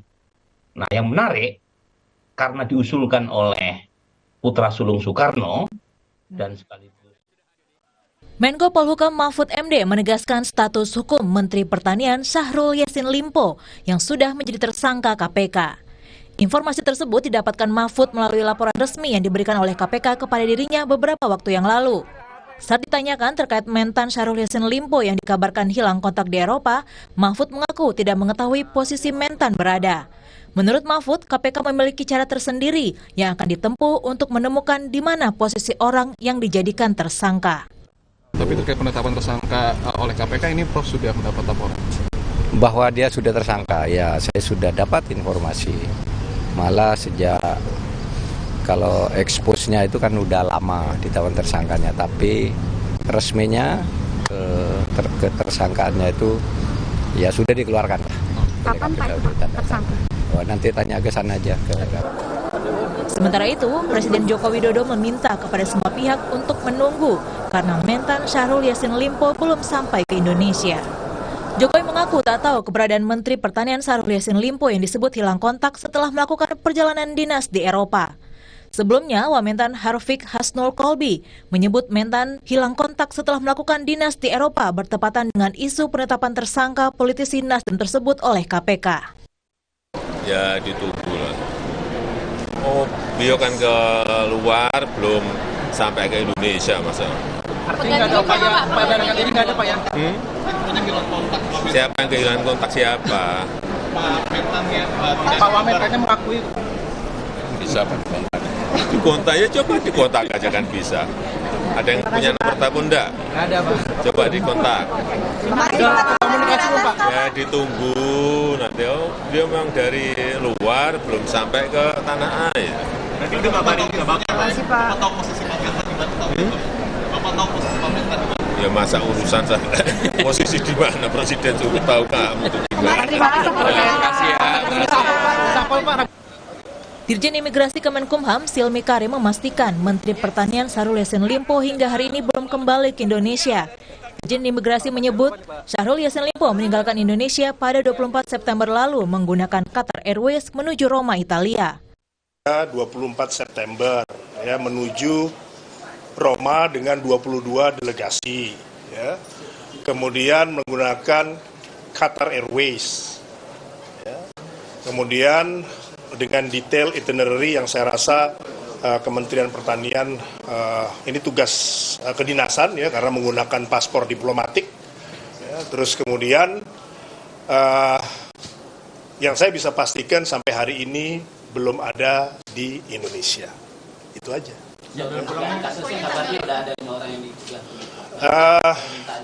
Tidak ada permintaan cegah tangkal kepada Pak Mentan. Sampai dalam kasus ini, tapi ada yang juga permintaan cegah terhadap orang lain.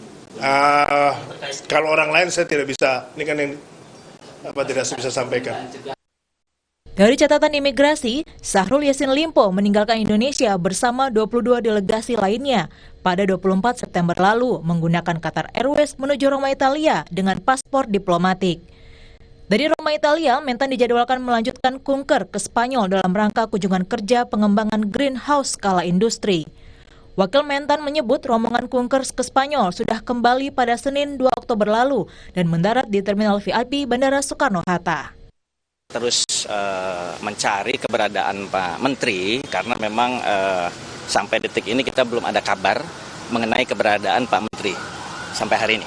Tapi waktu itu pas kembali ke Indonesia memang posisinya nggak bareng sama rombongan atau gimana Pak? Kenapa bisa? Kalau dari Spanyol informasi terakhir yang kami terima itu memang berbarengan dengan beberapa pejabat eselon kami. Eselon 1 ada yang ikut 3 orang, juga ada eselon 2 yang ikut kunjungan kerja Pak Menteri, juga beberapa staf. Kembali ke tanah airnya ini memang masing-masing karena mungkin tiket juga terbatas, akhirnya terpisah. Begitu. Pak, ada indikasi kabur dari kasus KPK yang sedang berjalan? Wah, insya Allah sih enggak ya.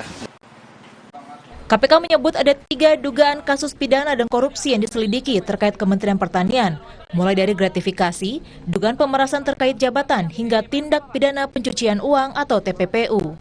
Dari penggeledahan KPK di kantor Kementerian Pertanian dan rumah dinas Mentan pada Kamis dan Jumat lalu, KPK menyita uang tunai sekitar 30 miliar rupiah dalam mata uang rupiah dan mata uang asing. KPK juga menyita sejumlah catatan keuangan, dokumen pembelian aset, dan dokumen lain yang terkait perkara. Bahkan tim penyidik juga menemukan 12 pucuk senjata api di rumah dinas Syahrul Yassin Limpo. Meskipun disebut sudah tersangka, tapi hingga kini KPK belum resmi mengumumkan status hukum Mentan Syahrul Yassin Limpo kepada publik. Tim Liputan Kompas TV. Kami mendapatkan salinan dokumen KPK terkait penetapan tersangka Menteri Pertanian Syahrul Yassin Limpo. Salinan surat itu menyebutkan KPK telah menetapkan Menteri Pertanian Syahrul Yassin Limpo sebagai tersangka kasus korupsi sejak 26 September 2023. Tangkapan layar yang diterima Kompas TV ini memperlihatkan surat pemberitahuan dari KPK tentang penetapan Syahrul Yassin Limpo sebagai tersangka. Di bagian lain dari surat itu dijelaskan bahwa KPK telah menetapkan Syahrul Yassin Limpo sebagai tersangka pada 26 September. Surat yang ditandatangani oleh Wakil Ketua KPK Nurul Gufron ini ditujukan kepada Presiden Joko Widodo.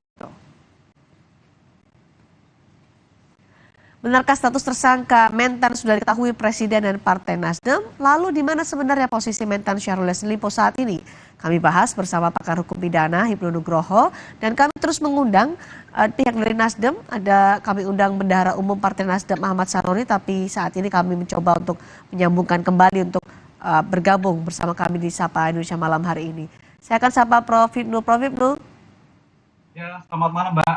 Baik, selamat malam Prof. Hipnu. Jadi ada salinan yang menyebutkan, bersurat dari KPK menyebutkan bahwa Mentan sudah menjadi tersangka. Menko Polhukam juga sudah menyebutkan bahwa Syahrul Yassin Limpo menjadi tersangka. Apa tanggapan Anda soal ini? Ya, ini Pak, seseorang ditetapkan tersangka itu harus memenuhi syarat formil dan material. Ya. Syarat formil itu adalah apa yang ditulis ditetapkan oleh KPK. Kalau kita melihat surat-surat yang disampaikan Presiden, itu sepertinya masih internal sebagai informasi kepada atasannya. Begitu. Oleh karena itu, dengan melihat perkembangan sudah ada penggeledahan, sudah ada penyitaan, sudah ada klasterisasi terhadap tindak pidana pemerasan, PPU, itu secara material, itu bukti sudah cukup. Cuman secara formil, tampaknya KPK hati-hati, mau manggil dulu nanti Pak Menteri untuk diperiksa langsung ditetapkan tersangka. Karena penetapan tersangka harus memenuhi syarat formil dan material. Syarat formil ini Mbak yang menunggunya begitu. Syarat materialnya sudah memenuhi syarat. Tadi sudah dikirimkan surat kepada Presiden mengabarkan atau menginformasikan bahwa Syahrul Yassin Limpo ditetapkan tersangka oleh KPK, ditandatangani oleh salah satu pimpinan KPK Nurul Gufron. Apakah menurut Anda seharusnya Presiden Jokowi bisa memanggil menterinya untuk pulang dan langsung mengikuti proses hukum di KPK? Ya, di Indonesia kan menganut asas equality before the law. Yang karena kebutuhan secara administrasi aja, Presiden sebenarnya tanpa memanggil, KPK sudah bisa menentukan, Pak. Ini kan sebetulnya hanya etika organisasi aja, Presiden memanggil. Sebetulnya tanpa itu sudah cukup. KPK sudah memberikan informasi, langsung menentukan sebagai tersangka berdasarkan bukti yang cukup. Buktinya lebih dari cukup, Mbak Cindy ini. Ini hanya menunggu kepastian administrasi saja. Begitu administrasi dia sampai di Indonesia, diperiksa, menurut kami kok langsung ditetapkan sebagai tersangka. Inilah hati-hatinya KPK ketika menentukan sebagai tersangka itu, paling tidak memang diperiksa lebih dulu. Nah ini kan belum diperiksa, masih ada di luar negeri. Syarat formilnya seperti itu yang harus dipenuhi ya, Prof. Hipnu? Ya, seseorang dikatakan sebagai tersangka harus memenuhi syarat formil dan material. Dan jangan sampai syarat material terpenuhi, syarat formilnya belum. Ini salah. Nanti yang akan berpotensi menjadikan digugat dalam pra-peradilan. Dan karena syarat material sudah dipenuhi dari beberapa pekan lalu setelah dari penggeledahan, syarat formil ini hanya sebagai untuk apa ya, kalau di dalam bahasa awam adalah seperti formalisasi saja untuk bisa menetapkan sebagai tersangka dan menahan. Ya, untuk memastikan nama yang dipakai adalah YLS. Pekerjaannya apa, umurnya apa, alamatnya apa. Ini memastikan ya. Jadi syarat formil itu untuk menghindari terjadinya error. Jangan-jangan orangnya bukan ini, alamatnya seperti ini, gitu Mbak. Jadi asas kepastian syarat formil sangat menentukan oleh penegak hukum. Sehingga hak-hak tersangka, hak-hak seseorang itu tidak serampangan menentukan seseorang. Pekerjaannya salah, namanya salah, identifikasinya salah. Ini yang dihindari dalam suatu penegakan hukum. Sehingga ketentuan syarat formil itu harus dipastikan 100% betul. Tidak terjadi suatu kekeliruan. Kehati-hatian itu dilakukan oleh KPK. Apa yang dikhawatirkan sebenarnya? Ya, sepertinya begini, Mbak. Kehati-hatinya begini, karena ini kan yang bersangkutan kan belum hadir. Ya. Jangan sampai menentukan tersangka, itu belum hadir. Karena begini, apa itu penyidikan, Mbak? Penyidikan itu serangkaian tindakan penyidik dengan cara mengumpulkan barang bukti guna menentukan tersangka. Betul. Nah, buktinya cukup, sekarang tinggal menentukan tersangka. Yang walaupun memang dalam Undang-Undang KPK di pasal 12, di dalam penyelidikan itu sudah bisa menentukan tersangka. Tapi pertanyaannya, perkembangan dinamika KPK sekarang, saya melihatnya kok hati-hati sekali. Begitu diperiksa, baru ditentukan tersangka. Tidak seperti dulu, ujuk-ujuk, walaupun kemenangan itu bisa. Begitu, Mbak. Baik, sekarang diperiksa dulu, baru ditetapkan sebagai tersangka. Ada 3 kasus korupsi sekaligus yang melibatkan atau menjerat Menteri Pertanian, Syahrul Yassin Limpo. Ada gratifikasi, dugaan pemerasan, kemudian juga TPPU. Menurut Anda, Prof. Hipnu, apakah ini saling berhubungan? Ada hubungannya antara 3 kasus ini? Dan bagaimana proses hukumnya, apakah dipisah per kasus atau jadi satu? Ya, menurut kami antara pemerasan, gratifikasi itu 11-12, Mbak. orang melakukan pemerasan supaya tidak peras bergratifikasi yang menyangkut kaitan jabatannya. Begitu terkumpulnya dana terhadap pemerasan gratifikasi supaya tidak terlihat diadakan suatu pencucian uang. Ini merupakan satu kerangkaian.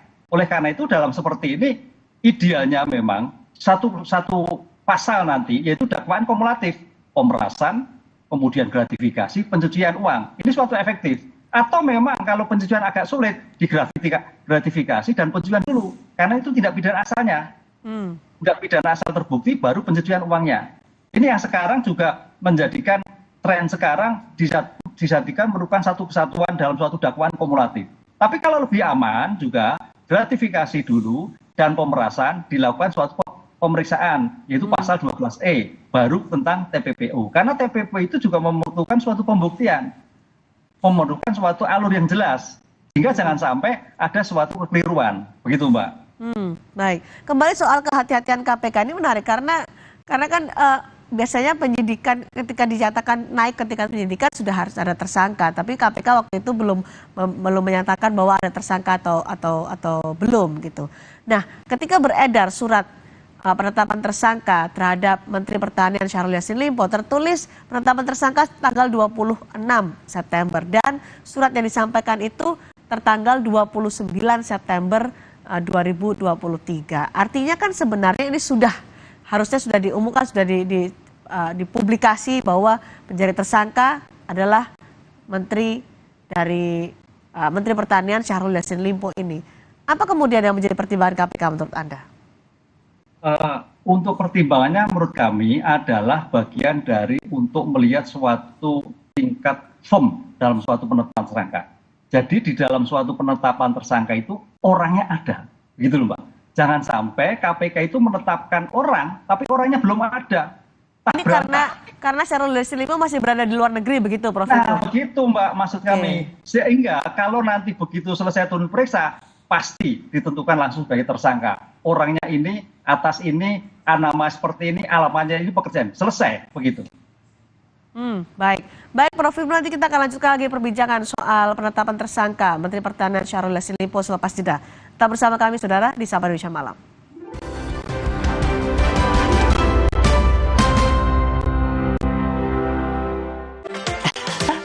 Sekarang badan gampang pegal dan lelah. Itu bisa jadi masalah di otot, tulang, dan jantung. Minum Entrasol dengan ekstrak buah